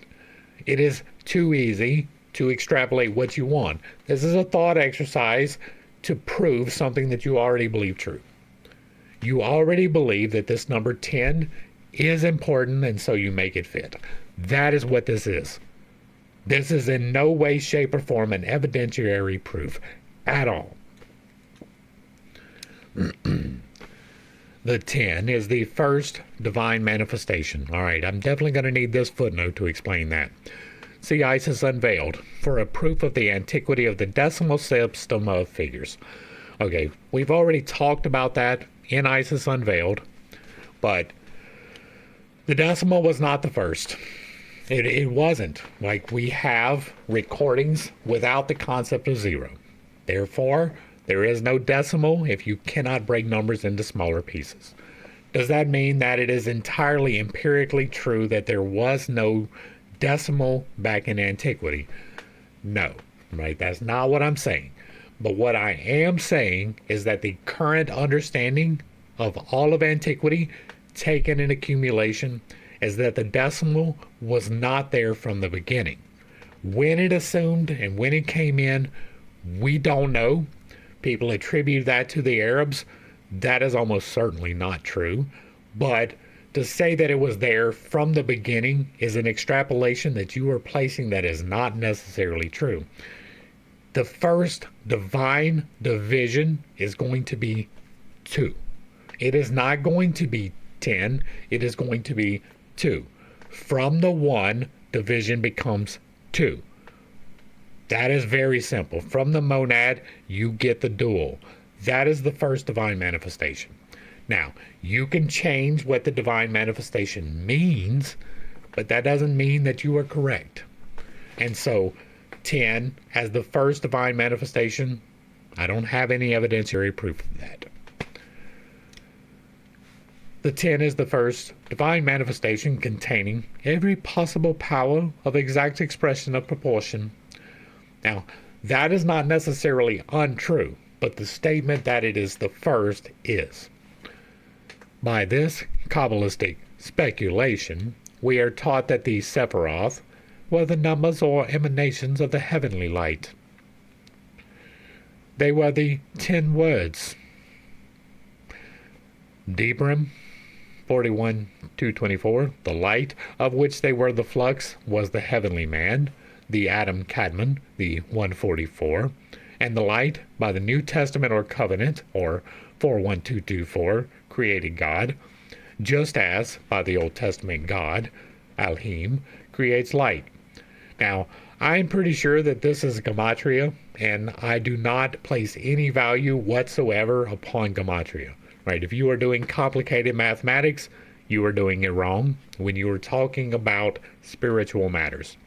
Some numbers are important. They are keys in the energetic field to let you know things, right? 111 means that there is an awareness that needs to be had.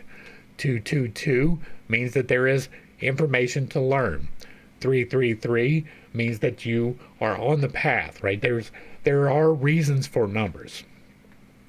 But if you have to take this word, break it down into an arbitrary system of value assignment, and then add them together to get the desired result, you're just doing complicated shit because it seems cool. Now, there are 3, and I say that because I have zero reason. There has never been a single instance where the gematria has actually proven to be a true thing. You can infer into things that which you are looking for. So if you have decided that this particular name means this particular thing, there's nothing that I can do to dissuade you of that. But it does nothing to say that Jesus, if broke down into the original Hebrew, which is a whole problem, if you break it down into that and you assign these values to it and you add it together, then that equals God. Is you trying to find that. Back to the text. Now, there are 3 kinds of light in occultism, as in the Kabbalah. The abstract and absolute light, which is darkness. The light of manifested, unmanifested, called by some the Logos.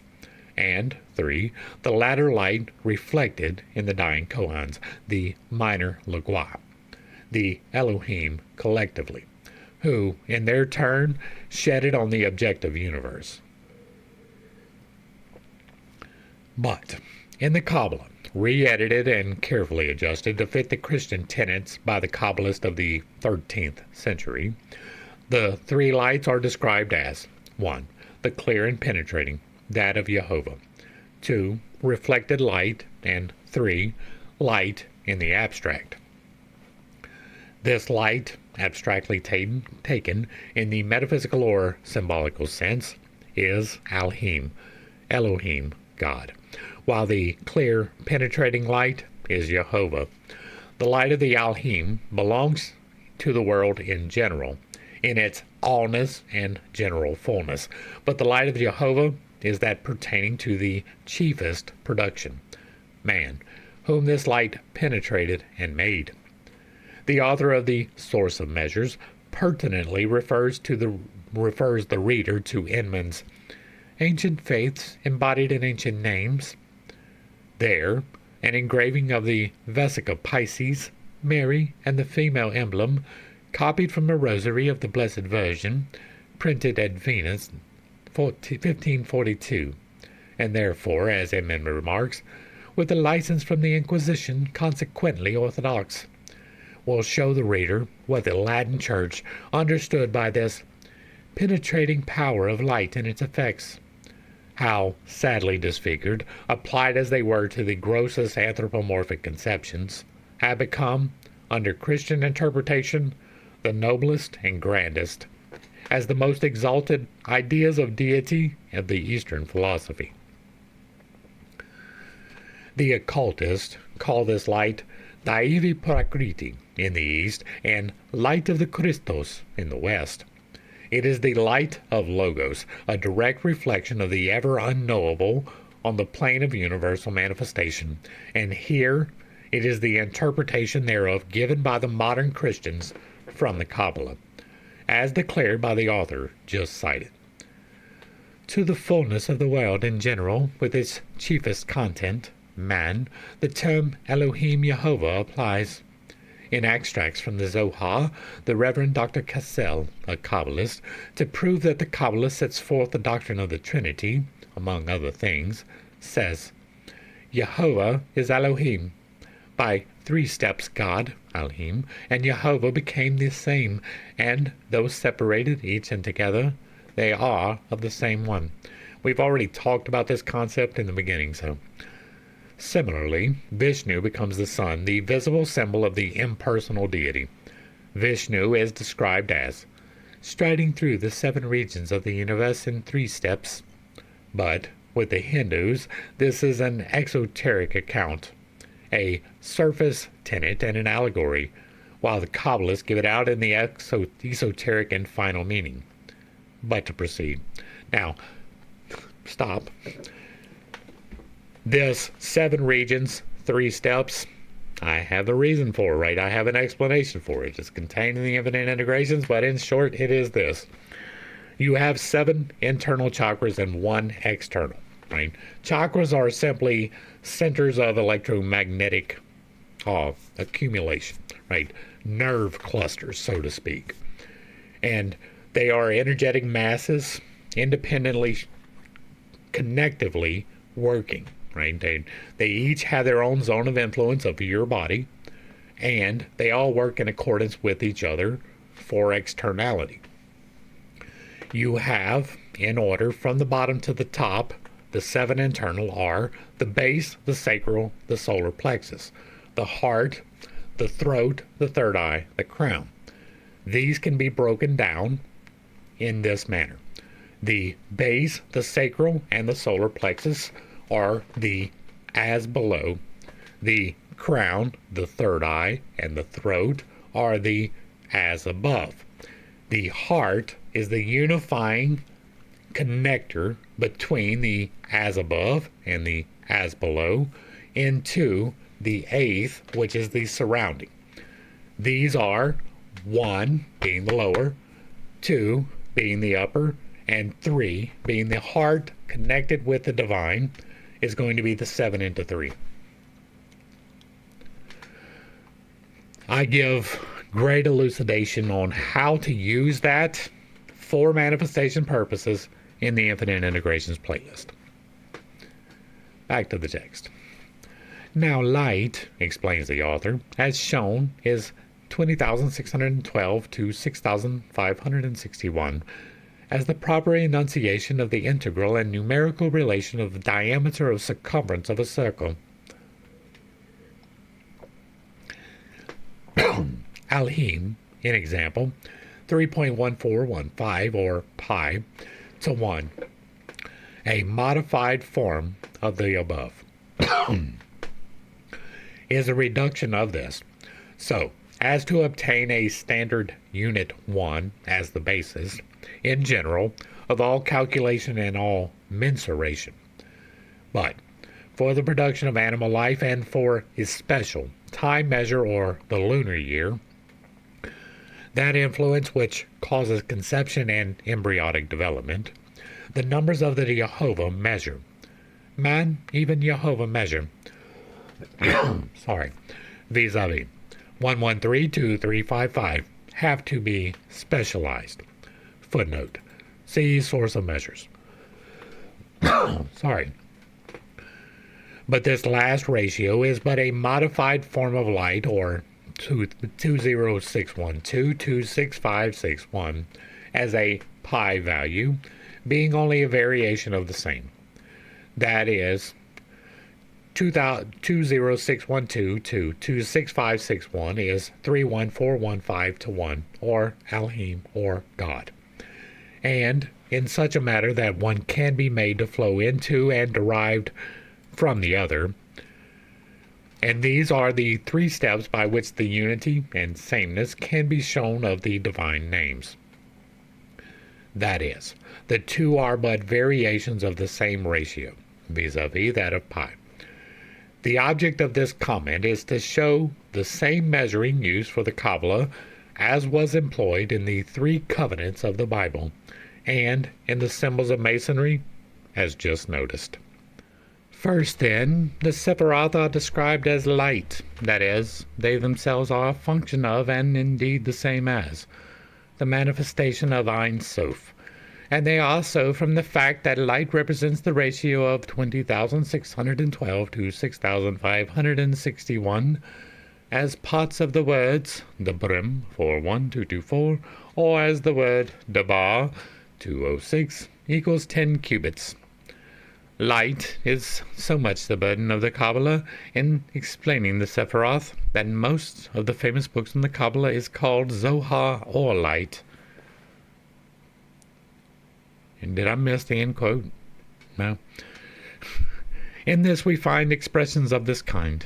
The infinite was entirely unknown and diffused. No light before the luminous point broke violently through into vision. When he first assumed the form of the crown or the first Sephira, he caused 9 splendid lights to illuminate from it, which, shining through it, diffused a bright light in all directions. That is, these 9 with his 1, which was the origin, as above, of the 9, together made the 10, that is, this or that, or the sacred 10 numbers, or Sephiroth, or Yod, and these numbers were the light, just as in the Gospel of St. John. God, Elohim 31415 to 1, was that light, by which light all things were made. In Sefer Yazira, or numbers of creation, the whole process of evolution is given out in numbers. In its 32 paths of wisdom, the number 3 is repeated 4 times, and the number 4 5 times. Therefore, the wisdom of God is contained in numbers. Absolutely logical conclusion. Because the 32 paths of number of wisdom contain the number 4 times and the number 4 5 times, that absolutely means that the wisdom of God is contained in numbers. Sephirim and Sephiroth, for Sepher or Sephirah, when unvoweled, means to cipher. And therefore, also, we find Plato stating that the deity geometricizes in fabricating the universe. Imagine that. This guy who really liked math said that there was math. Imagine that. This guy that really likes geometry says that there's geometry. I wonder if that might be a fallacy, right? Not to say that it is necessarily wrong, but the assumption really just kills me. The Kabbalistic book, the Sefer Yazira, opens with a statement of the hidden wisdom of Al-Hi in Sepharim, an example, the Elohim in the Sephiroth. In 32 paths, hidden wisdom established Yahweh, Sabaoth, Elohi of Israel, Elohim of life, El of grace and mercy, exalted, uplifted dweller on high, and King of everlasting, and his name, holy, in 3 Sepharim, vis-a-vis, Visafer, Visafer, Visofer. Now, for me, these 32 paths is also going to have a different meaning. If you weren't familiar with me, I have done some things. One of the things that I have done is a reworking of the MBTI system. Now, you may not be familiar with the Myers-Briggs type indicator. Some people are.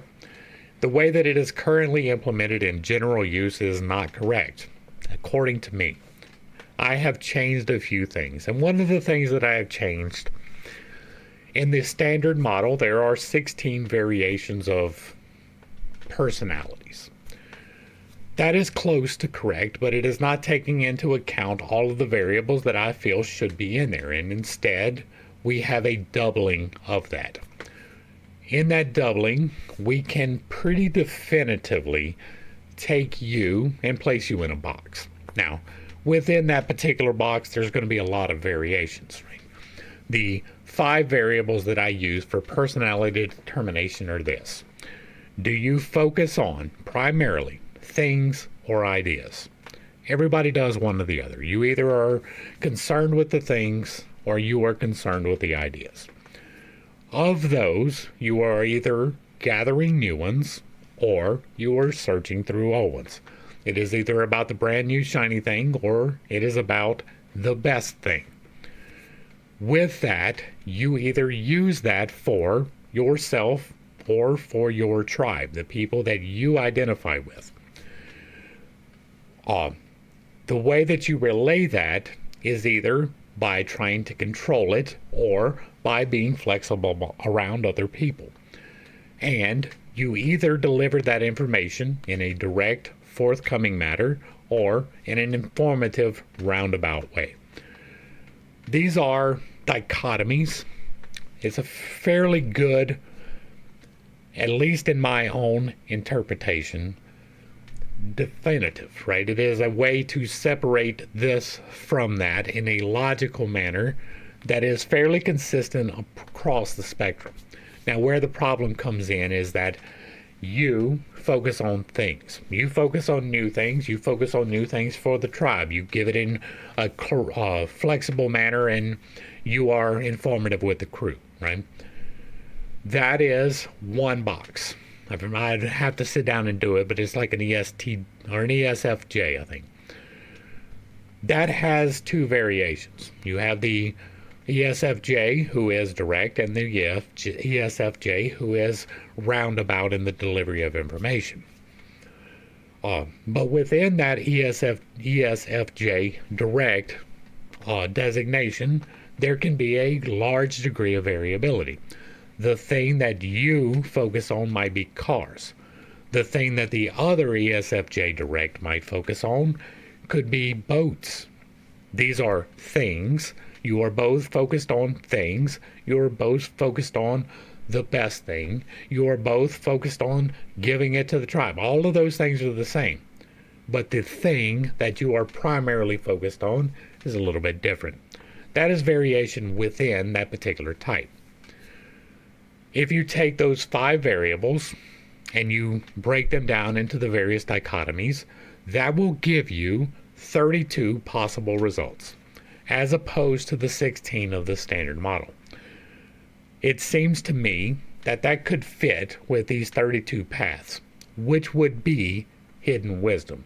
If you can figure out how, why, and what you are thinking, right, that is a big step towards wisdom. If you understand that I primarily focus on things, maybe I need to focus a little bit more on ideas.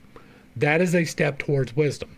If you realize that I focus on new things as opposed to finding out what the best thing is, then I can consciously choose to focus on the best thing while still understanding that all of these things are here. That is wisdom. And so for me, this could very well just describe what I do in MBTI. Right? There are 32 paths of hidden wisdom established by me, not Jah, but by me. Now, I believe that my understanding of it was a direct revelation of the system. Right? It came through study, but I believe that it was revealed to me. And so I could try to form a religion behind it, but I'm not at all. Right? It is about learning about yourself, how to help yourself, how to get better within yourself. But there are different ways to get there, 32 different paths, as a matter of fact. And that is a variation of 8 variables stacked in different ways, which, by the way, overlays perfectly with your chakras. Back to the text. This comment sets forth the hidden wisdom of the original text by hidden wisdom, that is, by the use of words carrying a special set of numbers and a special phraseology, which will set forth the very explanatory system which we find to fit so accurately in the Hebrew Bible. In setting forth his scheme to enforce it, and to finish out his detailed exposition in a general postulate, vis-a-vis the one-word Sephiroth, of the number Jezira, the author explains the separation of this word in the 3 subordinate ones, a play upon the common word Spher, or number. The Prince Al-Chazari says to the rabbi, footnote, in the book Al-Chazari by Yehuda Hayiva Levi, translated by Dr. D. Cassell. The Prince Al-Chazari says to the rabbi, I wish now that thou wouldst impart to me some of the chiefest or leading principles of natural philosophy, which, as thou sayest, were in former times worked out by them, the ancient wise ones. To which the rabbi makes answer, to such principles appertains the numbers of creation of our race father Abraham, that is, Abram and Abraham, or Numbers 41224 and 41252. He then says that this book of number treats of teachings the alhimness and oneness through the brim, vis-a-vis the number of the word words. That is, it teaches to use the ratio of 31415 to 1 through 41224, which last, in the description of the Ark of the Covenant, was divided into 2 parts by 2 tables of stone, on which these, the brim, or 41224, were written or engraved, or 20612 by 2. He then comments on these 3 subordinately used words, and takes care as to one of them to make the comment. And Alhim, 31415 to 1, said, let there be light, 20612 26561.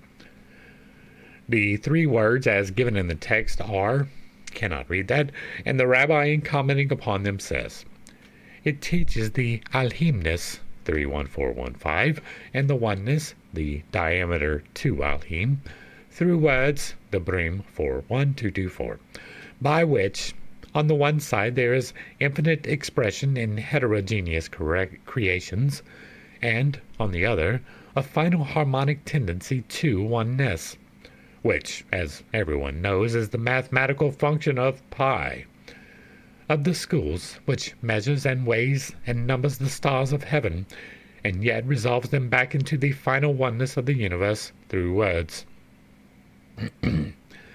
Their final accord perfects itself in that oneness that ordains them, and which consists of, words I cannot pronounce, Book of Al-Chazari. That is, the rabbi, in his first comment, leaves the yod, or I, out of one of the words, whereas afterwards he restores it again. If we take these values of subordinate words, we find them to be 340, 340, and 346. Together, these are 1 or 1026, and the division of the general word into these has been to produce these numbers, by which Tamura may be changed in various ways for various purposes. None of that argues for veracity. All of this is just random, right? It is a randomly assigned number to a randomly assigned word. That is not proof positive of anything except that it has been recorded. The reader is asked to return to stanza 4 of Book 1 and its fourth commentary to find that the 347 and the thrice 7, or 1065, the number of Jehovah, is the number of the 21 Prajapati mentioned in the Mahabharata, or the 3 Sephirim, words in cipher or figures. And this comparison between the creative powers of archaic philosophy and the anthropomorphic creator of exoteric Judaism, since their esotericism shows its identity with the secret doctrine, will lead the student to perceive and discover that, in truth, Jehovah is but a lunar and generation god. It is a fact well known to every conscientious student of the Kabbalah that the deeper he dives into it, the more he feels convinced that unless the Kabbalah, or what is left of it, is read by the light of the Eastern esoteric philosophy, its study leads only to the discovery that, on the lines traced by exoteric Judaism and Christianity, the monotheism of both is nothing more exalted than ancient astrology, now vindicated by modern astronomy. The Kabbalists never cease to repeat that primal intelligence can never be understood. It cannot be comprehended, nor can it be located. Therefore, it has to remain nameless and negative. Hence, the Ein Sof, the unknowable, and the unnameable, which, as it could not be made manifest, was conceived to emanate manifesting powers. It is then, with its emanations alone, that human intellect has to and can deal. Christian theology, having rejected the doctrine of emanations and replaced them with direct conscious creation of angels and the rest out of nothing, now finds itself hopelessly stranded between supernaturalism, a miracle, or materialism. An extra-cosmic God is fatal to philosophy. An intra-cosmic deity, in example, spirit and matter inseparable from each other, is a physical necessity. That is where I am at. Separate them, and that which is left is a gross superstition under a mask of emotionalism. But why geometrize, as Plato has it? Why represent these emanations under the form of an immense arithmetical state table? The question is well answered by the author just cited.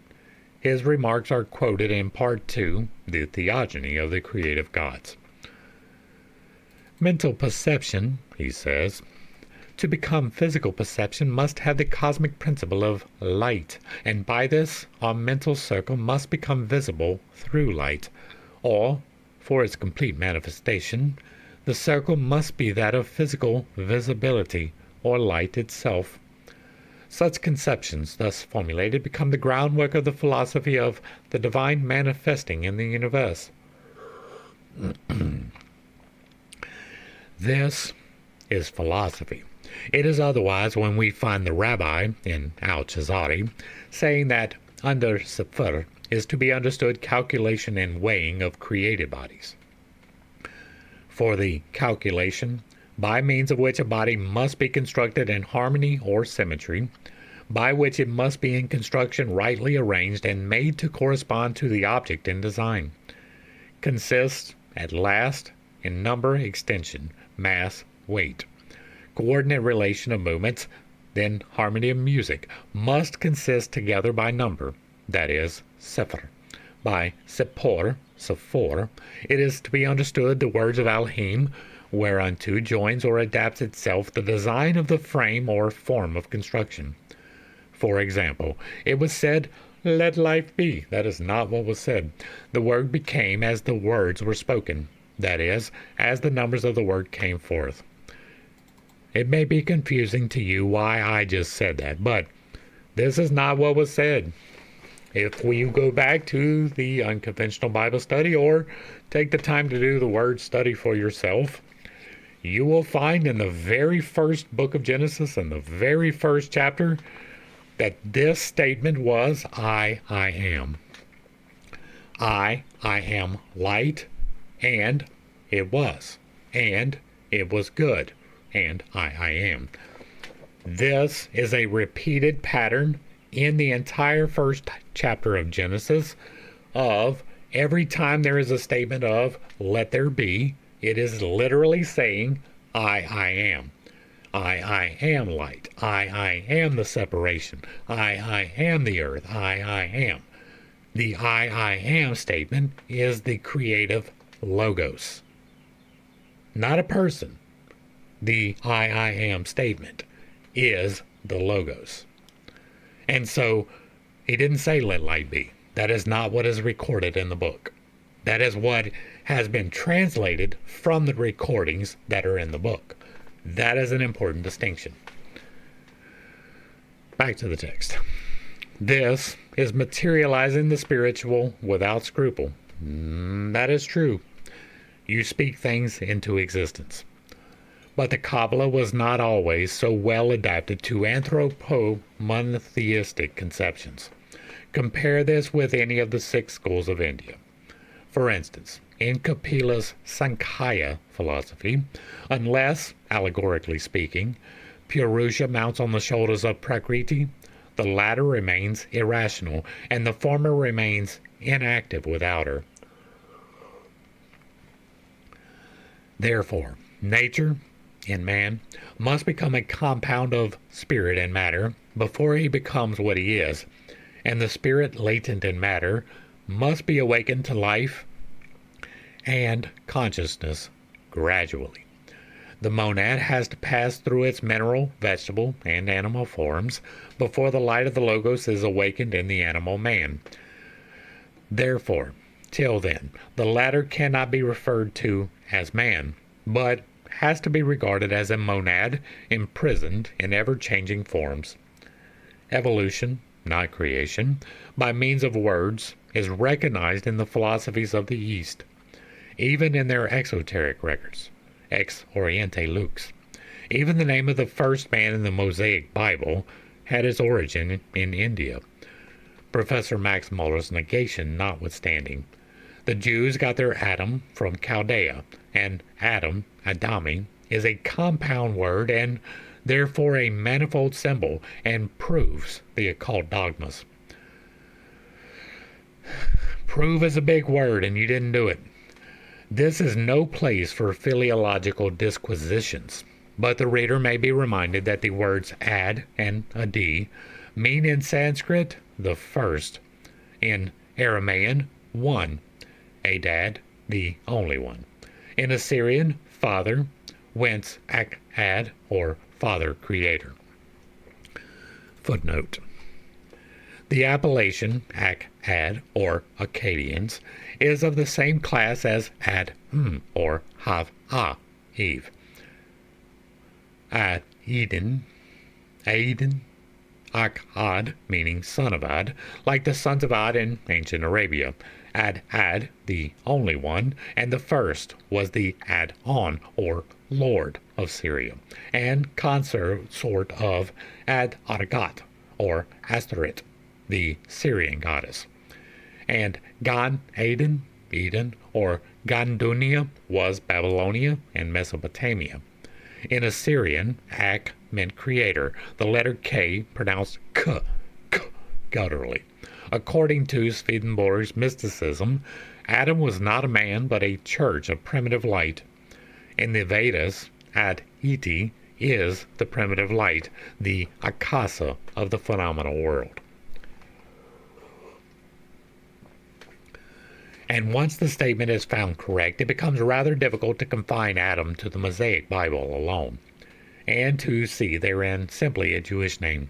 Now, we have talked quite extensively in this study and in the Bible study about how The book of Genesis was an amalgamation, almost certainly, of the various creation myths which surround them into a new creation so that they would have a justification by which to call themselves the chosen people. Right? Many things were taken wholesale from other people, Adam not being the least of those, just the same as the flood story was stolen from the Sumerians. There is frequent confusion in the attributes and genealogies of the gods in their theogonies as given to the world by the half-initiated writers, Brahmanical and biblical, the alpha and the omega of the records of that symbolical science. Yet there could be no such confusion made by the earliest nations, the descendants and pupils of the divine instructors. For both the attributes and the genealogies were inseparably linked with cosmogonical symbols, the gods being the life and animating sole principle of the various regions of the universe. Nowhere, and by no people, was speculation allowed to range beyond those manifested gods. The boundless and infinite unity remained with every nation, a virgin forbidden soil, untrodden by man's thought, untouched by fruitless speculation. The only reference made to it was the brief conception of its diastolic and systolic property, of its periodical expansion or dilation and contraction.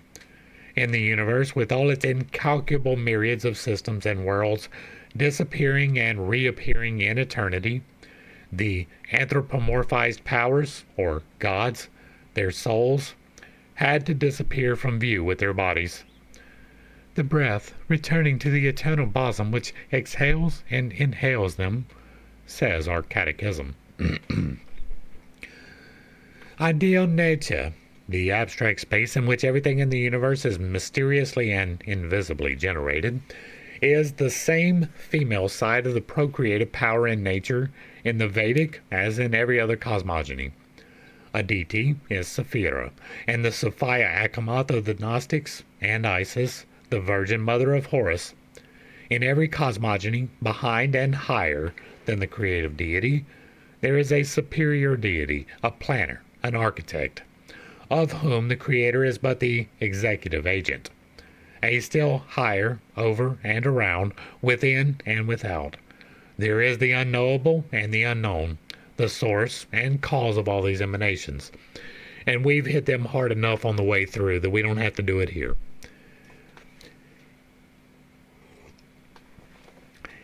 It thus becomes easy to account for the reason why Adam, Adami, is found in the Chaldean scripture, certainly earlier than the Mosaic books. In Assyrian, Ad is the father, and in Aramaean, Ad is one, and Adad, the only one, while Ak is in Assyrian, creator. Thus, Adam Ak Adamon became Adam Kadmon in the Kabbalah, Zohar, meaning as it did, the one son of the divine father, or the creator. For the words Am and Om meant at one time in nearly every language the divine or the deity. You want to know why? I can tell you why real quick. Electromagnetics. The sound of creation is and so that is easily extracted as and Om. Thus, Adam Kadmon and Adam Adami came to mean the first emanation of the Father, Mother, or divine nature, and literally, the first divine one.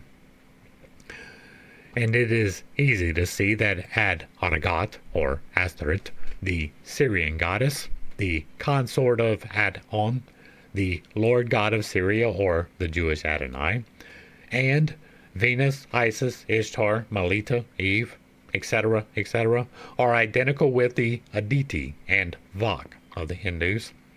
They are all the mothers of all living and of the gods.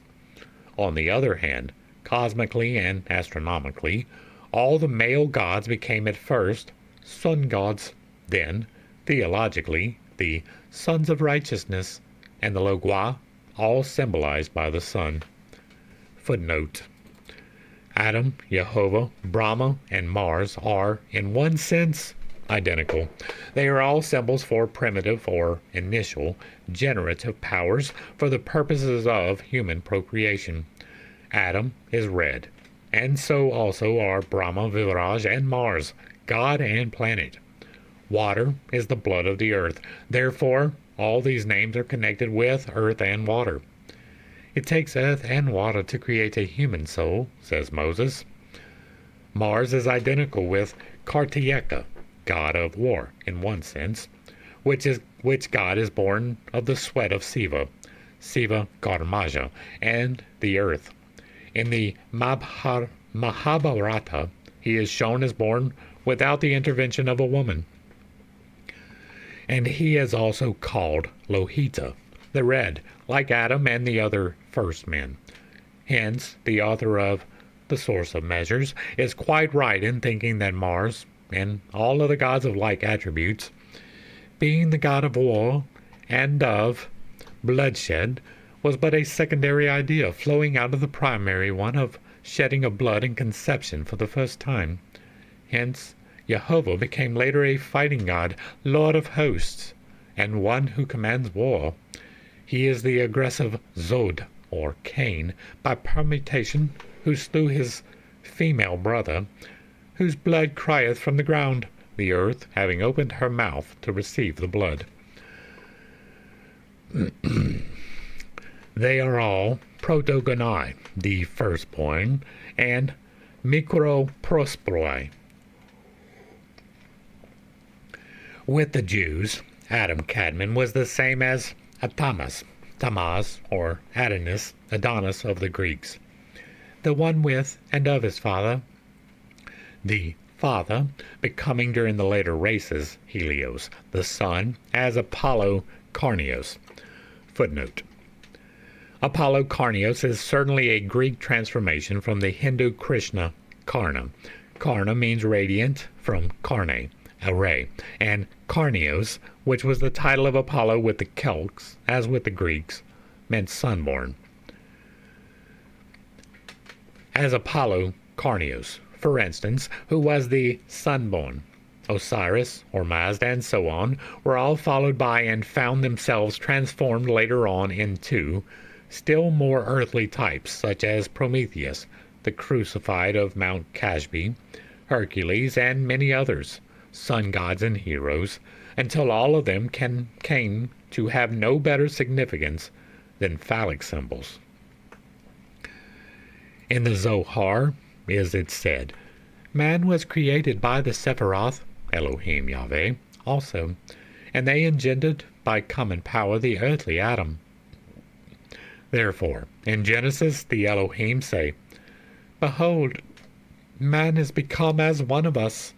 But in Hindu cosmogony or creation, Brahma, Prajapati, creates Viraj and the Rishis, spiritually.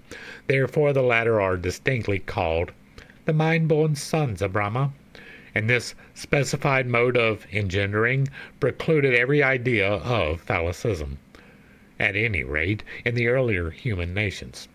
This instance well illustrates the respective spirituality of the two nations. 3. Said the Lord of the shining face, I shall send thee a fire when thy work is commenced. Raise thy voice to the other lokas, apply to thy father the Lord of the lotus. Kamudi Pati. Hey, for his sons, thy people shall be under the rule of the fathers. Pitra Pati. Thy men shall be mortals, the men of the Lord of wisdom, Buddha, Mercury, not the sons of Soma, the moon, are immortal. Cease thy complaints. B. Thy 7 skins are yet on thee. Thou art not ready. Thy men are not ready. A. Kumuda Pati is the moon, the earth's parent, in his region of Soma Loka. Though the Pitras, Pitar or fathers, are the sons of the gods, elsewhere, sons of Brahma and even Rishis, They are generally known as the lunar ancestors. B. Pitripati is the lord or king of the Pitris, Yama, the god of death and the judge of mortals. The men of Buddha, Mercury, are metaphorically immortal through their wisdom. Such is the common belief of those who credit every star or planet with being inhabited. And there are men of science, M. Flammarion among others, who believe in this fervently, on logical as well as astronomical data. That has not been correct, has it? The moon, being an inferior body to the earth even, to say nothing of the other planets, the terrestrial men produced by her sons, the lunar men or ancestors from her shell or body, cannot be immortal. They cannot hope to become real, self-conscious and intelligent men, unless they are finished, so to say, by other creators. Thus, in the Puranic legend, the son of the moon, Soma, is Buddha, Mercury, the intelligent and the wise, because he is the offspring of Soma, the regent of the visible moon, not of Indu, the physical moon. Thus, Mercury is the elder brother of the earth, metaphorically, his stepbrother, so to say, the offspring of spirit, while she, the earth, is the progeny of the body. These allegories have a deeper and more scientific meaning, astronomically and geologically, than our modern physicists are willing to admit. The whole cycle of the first war in heaven, the Taraka Maya, is full of philosophical as of cosmogonical and astronomical truths. One can trace therein the biographies of all the planets by the history of their gods and rulers. Uranus, Shukra or Venus, the bosom friend of Soma and the foe of Brihaspati, Jupiter, the instructor of the gods, whose wife Tara or Taraka had been carried away by the moon, Soma, of whom he begat Buddha, took also an active part in this war against the gods, and forthwith was degraded into a demon, Asura, deity, and so he remains to this day. Footnote. Uranus Shukra, or Venus, is our Lucifer, the morning star, of course. The ingenuity of this allegory is in its manifold meanings is great indeed. Thus, Brihaspati, the planet Jupiter, or Brahman Asapati, is, in the Rig Veda, a deity who is the symbol and prototype of the exoteric or ritualistic worship. He is the priest, sacrificer, supplicant, and the medium through which the prayers of mortals reach the gods. He is the Purohita, family priest or court chaplain of the Hindu Olympus and the spiritual guru of the gods. Soma is the mystery god and presides over the mystic and occult nature in man and the universe. Tara, the priest wife who symbolizes the worshipper, prefers esoteric truth to their mere shell, exotericism. Hence, she is shown as carried off by Soma. Now, Soma is the sacred juice of that name, giving mystic visions and trance, revelations, the result of which is union with Buddha, Mercury, Hermes, etc. We are going to pause right here for just a second to talk about this. Soma appears to be, and cannot really be confirmed as, because we don't have the current substance, to the best of my understanding, if I am wrong, correct me, a hallucinatory creation, right? It is similar to what we do when we eat the mushrooms out of a cow pasture, or you take the amanitas, the red speckled mushrooms that look like Smurfs. You see things. Dimethyltryptamine is created in your brain and it gives you visions. This is a real thing. But it is easy to be carried off by that. I personally know people who have been eating mushrooms every day for 20 years. They live in a constant state of hallucinations. That would be being carried away by Soma, right? Doesn't have to be the moon. It can be an addiction to this hallucinatory drug. Here's my problem with the soma. You can kick off a visit to something through these hallucinations. That is a fairly accurate way to portray that, right? Most people who partake of the more pure hallucinogens, not the LSD, which is synthesized in a lab, but the things that is created by nature, have a tendency to report a visitation with other beings. That is something that is subjective, true, but has come with enough repeated pattern in order to state that it might be something to look at. Now, my contention with that is you can trigger that particular effect without taking any substance, but it takes a lot of discipline. It takes the intentional use of your third eye, which most people do not have capacity for. Now, I am currently writing an instruction on how to do something remarkably similar to that, because I will not put how to trigger hallucinations explicitly stated in writing for reasons, but you can take the things that I am writing in my book and apply them, and it is definitely hinted at that you can do it in the appropriate place and trigger these hallucinations without taking any substances.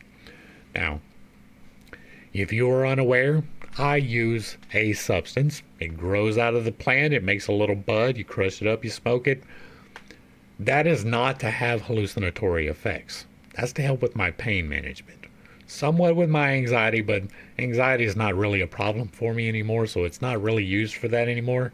I still have pain. I still use that for pain instead of opioids. You can misuse that in a hallucinatory manner. If you are using weed before you meditate, you are doing it wrong. If you are using mushrooms before you meditate, you are doing it wrong. If you are taking soma before you do, you are doing it wrong. At least in my opinion, because if you actually took the time to go through the procedures in the correct manner, you can get the same effect without having to imbibe any substance, and it is much more controllable. By that I mean that you can interact and do things that you do not have the retention of mental facilities to do otherwise.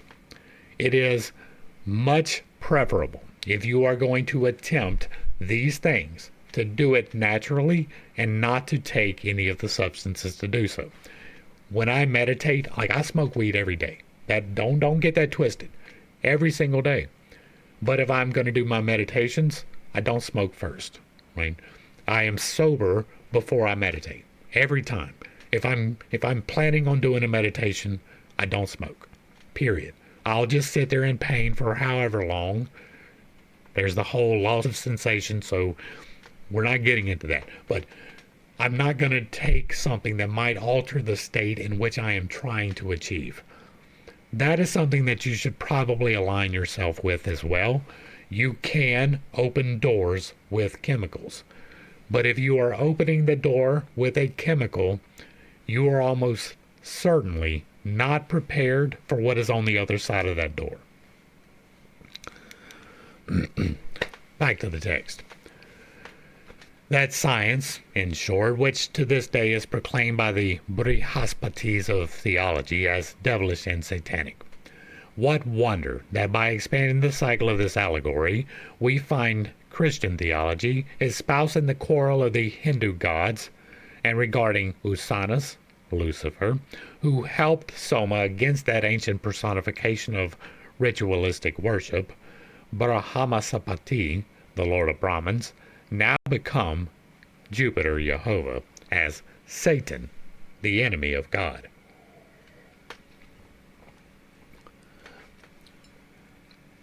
Took also an active part in this war against the gods, and forthwith was degraded into a demon, a Sura deity, and so remains to this day. Here, the word men refers to the celestial men, or what are called in India the Pitar, or Pitris, the fathers, the progenitors of men. This does not remove the seeming difficulty in view of modern hypotheses of the teaching, which shows these progenitors or ancestors creating the first human atoms out of their sides as astral shadows. And though it is an improvement on Adam's rib, still geological and climatic difficulties will be brought forward. Such, however, is the teaching of occultism. C. Man's organism was adapted in every race to its surroundings. The first root race was as ethereal as ours is material. The progeny of the 7 creators who evolved the 7 primordial atoms. Footnote. As shown elsewhere, it is only the heavenly man, Adam Cadman, of the first chapter of Genesis, who is made in the image and likeness of God. Adam, of chapter 2, is not said to be made in that image, nor in the divine likeness, before he ate of the forbidden fruit. The former Adam is the sephirothal host. The second Adam is the mindless first human root race. The third Adam is the race that separated, whose eyes are open. That is an extrapolation that is not explained in the text. Again, the 7 primordial atoms surely required no purified gases to breathe and live upon.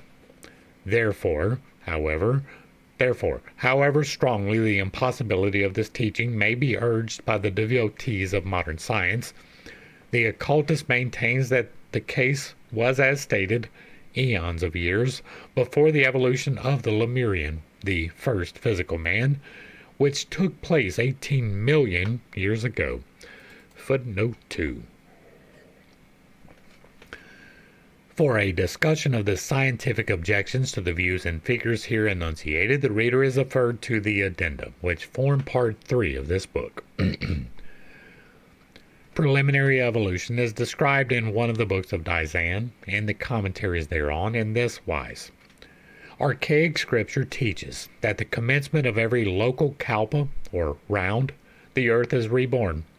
As the human, Yiva, monad, when passing into a new womb gets recovered with a new body, so does the Yiva of the earth. It gets a more perfect and solid covering and with each round, after re-emerging once more from the matrix of space into objectivity.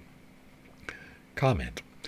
This process is attended, of course, by the throes of the new birth or geological convulsions. I am looking forward to some geological convulsions, and by looking forward I mean I expect them, not that I want them. Thus, the only reference to it is contained in one verse of the volume of the Book of Dizan, before us, where it says, 4. And after great throes, she, the earth, cast off her old 3 and put on her new 7 skins, and stood in her first one. This refers to the growth of the earth, whereas in the stanzas treating of the first round it is said, given in the commentary, after the changeless, avikara, immutable nature, essence, sadaya karupa, had awakened and changed, differentiated, into a state of causality, avayakta, and from cause, karana, had become its own discrete effect, vayakta. From invisible, it became visible. The smallest of the small, the most atomic of atoms, or anayasam, became one and the many, ikani karupa, and, producing the universe, produced also the 4th loka, or earth, in the garland of the 7 lotuses. The akyuta then became the Chayuta. Footnote. Akyuta is an almost untranslatable term. It means that which is not subject to fall or change for the worst, the unfalling, and it is the reverse of Kayuta, the fallen. The Dhyanis who incarnate in the human forms of the 3rd root race and endow them with intellect, Manyas, are called the Chayuta. for they fall into generation. The earth is said to cast off her old 3 skins, because this refers to the 3 preceding rounds she has already passed through, the present being the 4th round out of the 7. At the beginning of every new round, after a period of obscuration, the earth, as do the other 6 earths, cast off, or is supposed to cast off, her old skins as the serpent does. Therefore, she is called in the Aitareya Brahmana the Sarparajini, the queen of the serpents, and the mother of all that moves. The 7 skins, in the first of which she now stands, refer to the 7 geological changes which accompany and correspond to the evolution of the 7 root races of humanity. I'm assuming that somewheres in here we will get those 7 geological changes enumerated. Stanza 2, which speaks of this round, begins with a few words of information concerning the age of our earth. The chronology will be given in its place. In the commentary appended to the stanza, 2 personages are mentioned, Narada and Asura Maya, especially the latter. All the calculations are attributed to this archaic celebrity, and what follows will make the reader superficially acquainted with some of these figures. 2 antediluvian astronomers. To the mind of the Eastern student of occultism, 2 figures are indissolubly connected with mystic astronomy, chronology, and their cycles. 2 grand and mysterious figures, towering like 2 giants in the archaic past, emerge before him whenever he has to refer to yugas and kalpas. When, at what period of prehistory they lived, none save a few men in the world know, nor ever can know with that certainty which is required by exact chronology. It may have been 100,000 years ago. It may have been 1,000,000, for all that the outside world will know. The mystic West and Freemasonry talk loudly of Enoch and Hermes. The mystic East speaks of Narada, the old Vedic Rishi, and of Asaramaya, the Atlantean. It has already been hinted that all of the incomprehensible characters in the Mahabharata and the Puranas, Narada, the son of Brahma, and Matsya Purana, the progeny of Kasyapa and the daughter of Daksha in the Vishnu Purana, is the most mysterious. He is referred to by the honorable title of Deva Rishi, divine Rishi, more than a demigod, by Parasara, and yet he is cursed by Daksha and even by Brahma. He informs Kansa that Bhagavat, or Vishnu in exotericism, would incarnate in the 8th child of Devaki, and thus brings the wrath of the Indian Herod upon Krishna's mother. And then, from the clouds on which he is seated, invisible as a true Manasapatura, he lauds Krishna in delight at the avatar's feat of killing the monster Kasim. Narada is here, there, and everywhere, and yet none of the Puranas give the true characteristics of this great enemy of physical procreation.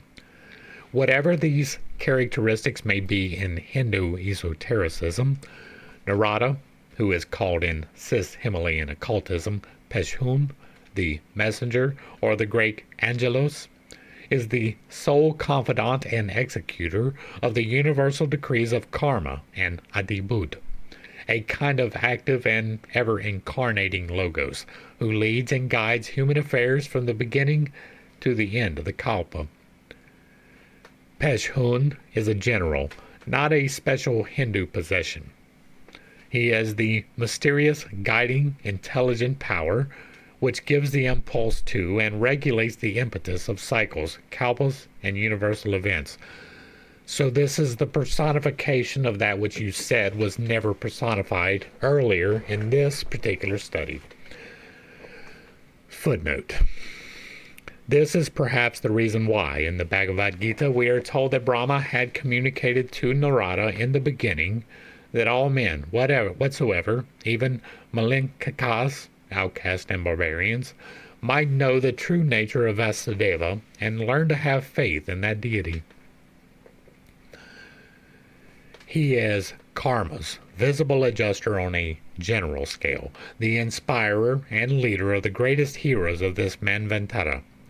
In the exoteric works, he is referred to by some very uncomplimentary names, such as Kalikaraka, strife maker, Kapivaktra, monkey-faced, and even Pisuna, the spy, though elsewhere he is called Deva Brahma.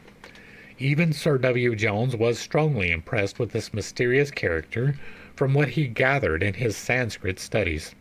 He compares him to Hermes and Mercury and calls him the eloquent messenger of the gods.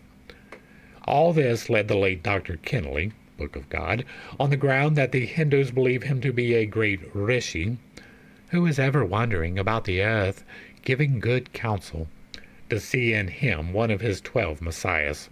He was, perhaps, not so far off the real track as some imagine.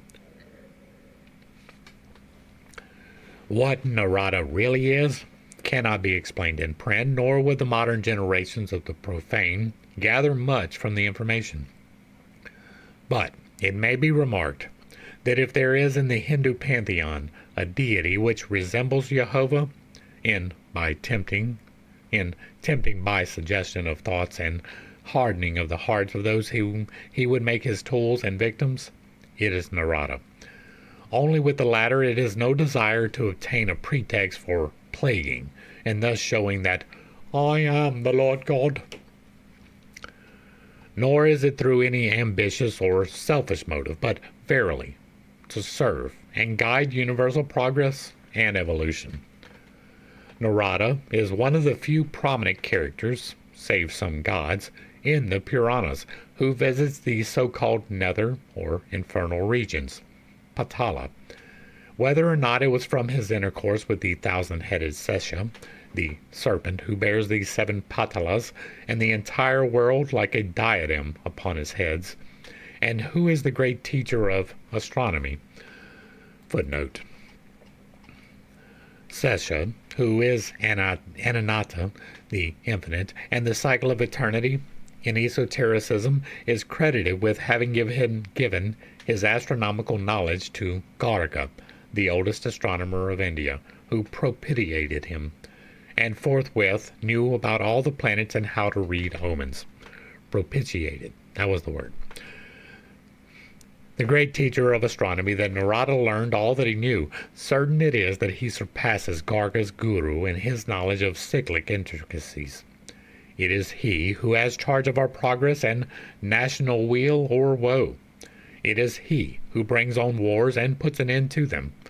In the old stanzas, Peshhun is credited with having calculated and recorded all the astronomical and cosmic cycles to come, and with having taught the science to the first gazers at the starry vault.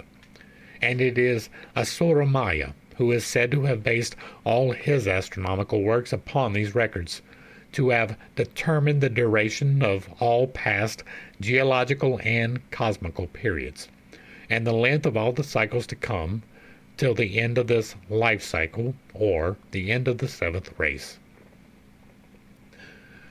There is a work among the secret books called The Mirror of Futurity, wherein all the kalpas within kalpas and cycles within the bosom of Sesha, or infinite time, are recorded. That is an impossibility, right? The science of logic, we just talked about this. Right? If you have recorded all of infinite time, then it is not infinite. You have placed a boundary upon it. This work is ascribed to Peshhun Narada. There is another old work which is attributed to various Atlanteans. Right. The only way that would be possible if we are talking about the actual deity, which we have already had stated in this study, they didn't name or refuse to give a name to, and refuse to give attributes to, here being ascribed attributes. Back to the text. There is another old work which is attributed to various Atlanteans. It is these 2 records which furnish us with the figures of our cycles, and the possibility of calculating the date of cycles to come. The chronological calculations which will presently be given are, however, those of the Brahmins, as explained further on, but most of them are also those of the secret doctrine. Now, I would like to see these two records, right? The Peshhun maybe is what we're talking about in the Mirror of Futurity, so hopefully I will remember to look those up. If not, remind me. The chronology and computations of the Brahmin initiates are based upon the zodiacal records of India and the works of the above-mentioned astronomer and magician, Asura Maya. The Atlantean zodiacal records cannot err, as they were compiled under the guidance of those who first taught astronomy, among other things, to mankind. All right. Again, we do not have writings from Atlantis, right? If I am wrong, for God's sake, please drop that in the comments and show me records from Atlantis. But here again, we are deliberately and recklessly facing a new difficulty. We shall be told in our statement that our statement is contradicted by science in the person of a man regarded as a great authority in the West upon all subjects of Sanskrit literature, Professor Albrecht Weber of Berlin. This, to our great regret, cannot be helped, and we are ready to maintain what is now stated. Asura Maya, to whom the epic tradition points as the earliest astronomer in Aryavata, one to whom the sun god imparted the knowledge of the stars in propria persona, as Dr. Weber himself states, is identified by him in some very mysterious way with the Ptolemaios of the Greeks. No more valid reason is given for this identification than that this latter name, Ptolemaios, as we see from the inscription of Piyadasi, became the Indian name Toramaya, out of which the name Asura Maya might very easily grow. No doubt it might, but the vital question is, are there any good proofs that it has thus grown? The only evidence that is given for it is that it must be so, since this Maya is distinctly assigned to Romakapura in the West. Footnote. See Lectures on the Indian Literature by Professor A. Weber. The Maya is evident, since no Sanskritist among Europeans can tell where that locality of Romakapura was, except, indeed, that it was somewhere in the West. Anyhow, as no member of the Asiatic Society or Western Orientalist will ever listen to a Brahmanical teaching, it is useless to take the objections of European Orientalists into consideration. Romakapura was, in the West, certainly, since it was part and parcel of the last continent of Atlantis. And it is equally certain that it is Atlantis, which is assigned in the Hindu Puranas as the birthplace of Asura Maya. As great a magician as he was an astrologer and astronomer. I'm going to do this. Moreover, Professor Weber refuses to assign any great antiquity to the Indian zodiac and feels inclined to think that the Hindus never knew of a zodiac at all till they had borrowed one from the Greeks. Footnote 2. I did not catch that right there. All right. Footnote 2. Even the Maya Indians of Guatemala had their zodiac from an untold antiquity. Ever and primitive man acted in the same manner, independently of time or locality, in every age, observes a French writer, but that is directly contradicted by 2 lessons ago from this very same book. Right? It tells you in no uncertain terms that 12 was not always the number of the zodiac, and therefore it is not the same in every instance. This statement clashes with the most ancient traditions of India and must, therefore, be ignored. Vide the zodiac and its antiquity. What I was just talking about. We are the more justified in ignoring it, as the learned German professor himself tells us in the introduction to his work, History of Sanskrit Literature, that in addition to the natural obstacles which impede investigation in India, there still prevails a dense mist of prejudices and preconceived opinions hovering over the land and enfolding it as with a veil. Caught in that veil, it is no wonder that Dr. Weber should himself have been led into involuntary errors. Let us hope that he knows better now. Now, whether Asura Maya is to be considered a modern myth, a personage who flourished in the day of the Macedonian Greeks, or as that which he is claimed to be by the occultist, in any case, his calculations agree entirely with those of the secret records. From fragments of immensely old works attributed to the Atlantean astronomer and found in southern India, the calendar, elsewhere mentioned, was compiled by two very learned Brahmins. Footnote: the Tirukakanda Panchanga for the Kali Yuga 4986 by Chintamani Raghanacharya, son of the famous government astronomer of Madras, and Tarta Kamala Venkata Krishna Rao. Compiled by two very learned Brahmins in 1884 and 1885.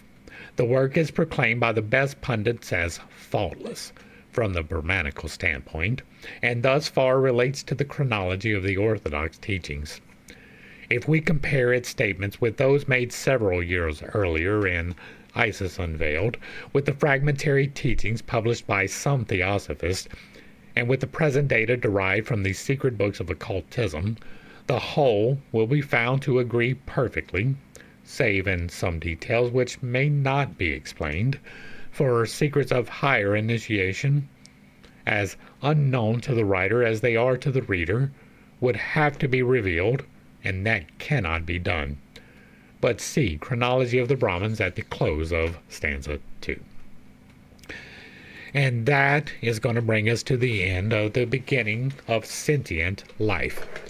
Hopefully I brought a little bit of enlightenment and not too much confusion to a series of somewhat complicated topics. I understand that I hold some unconventional beliefs, and I have a tendency to step on toes when I relay those. It is not intentional, but I do not apologize for it. It is important, as I constantly am stating, to maintain the difference between speculation and things that are known. It is perfectly fine to speculate about anything. It is not perfectly fine to assert those speculations as fact. I have many things that I believe emphatically with the entirety of my being, and I still will call them speculations because I cannot prove them. I have had experiences that have led me to believe that, and I cannot give you the experience. I can merely relay that I had it, and so take it as supposition. The things that I hold as divinely revealed to me, also, if they are not evidentially proven outside of that, are held as speculation. Even the things that I talk about firmly, they are still speculations, and I am willing to be corrected on anything. There is no such thing as too much knowledge. There is, however, such thing as not enough. You can make all kinds of assertions with incomplete knowledge, but you should be able to correct those when presented with correct knowledge. I don't know that I have a whole lot more to add to this other than what I already have. I have all of these playlists where I talk about most of these things in more extensive detail in different ways, and so my beliefs are elucidated fairly well, and I feel like I have explained where I differ as we went along, and that's why it took so long. So, if you like what I'm doing over here, let me know down below. Give me a like, a share, throw me a follow. Give me a comment if you agree or disagree with anything that was said here, or if you want to remind me of the things that I asked to be reminded of. As long as it remains respectful, it gets to remain up. If you have another work you would like to see discussed in the manner that we are doing here, drop that in the comments as well. And if you really like what I'm doing, hit me with that super thanks, or even a membership. It will be greatly appreciated.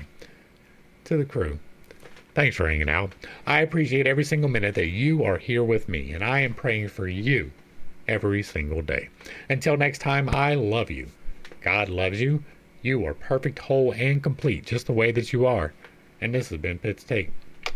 Peace.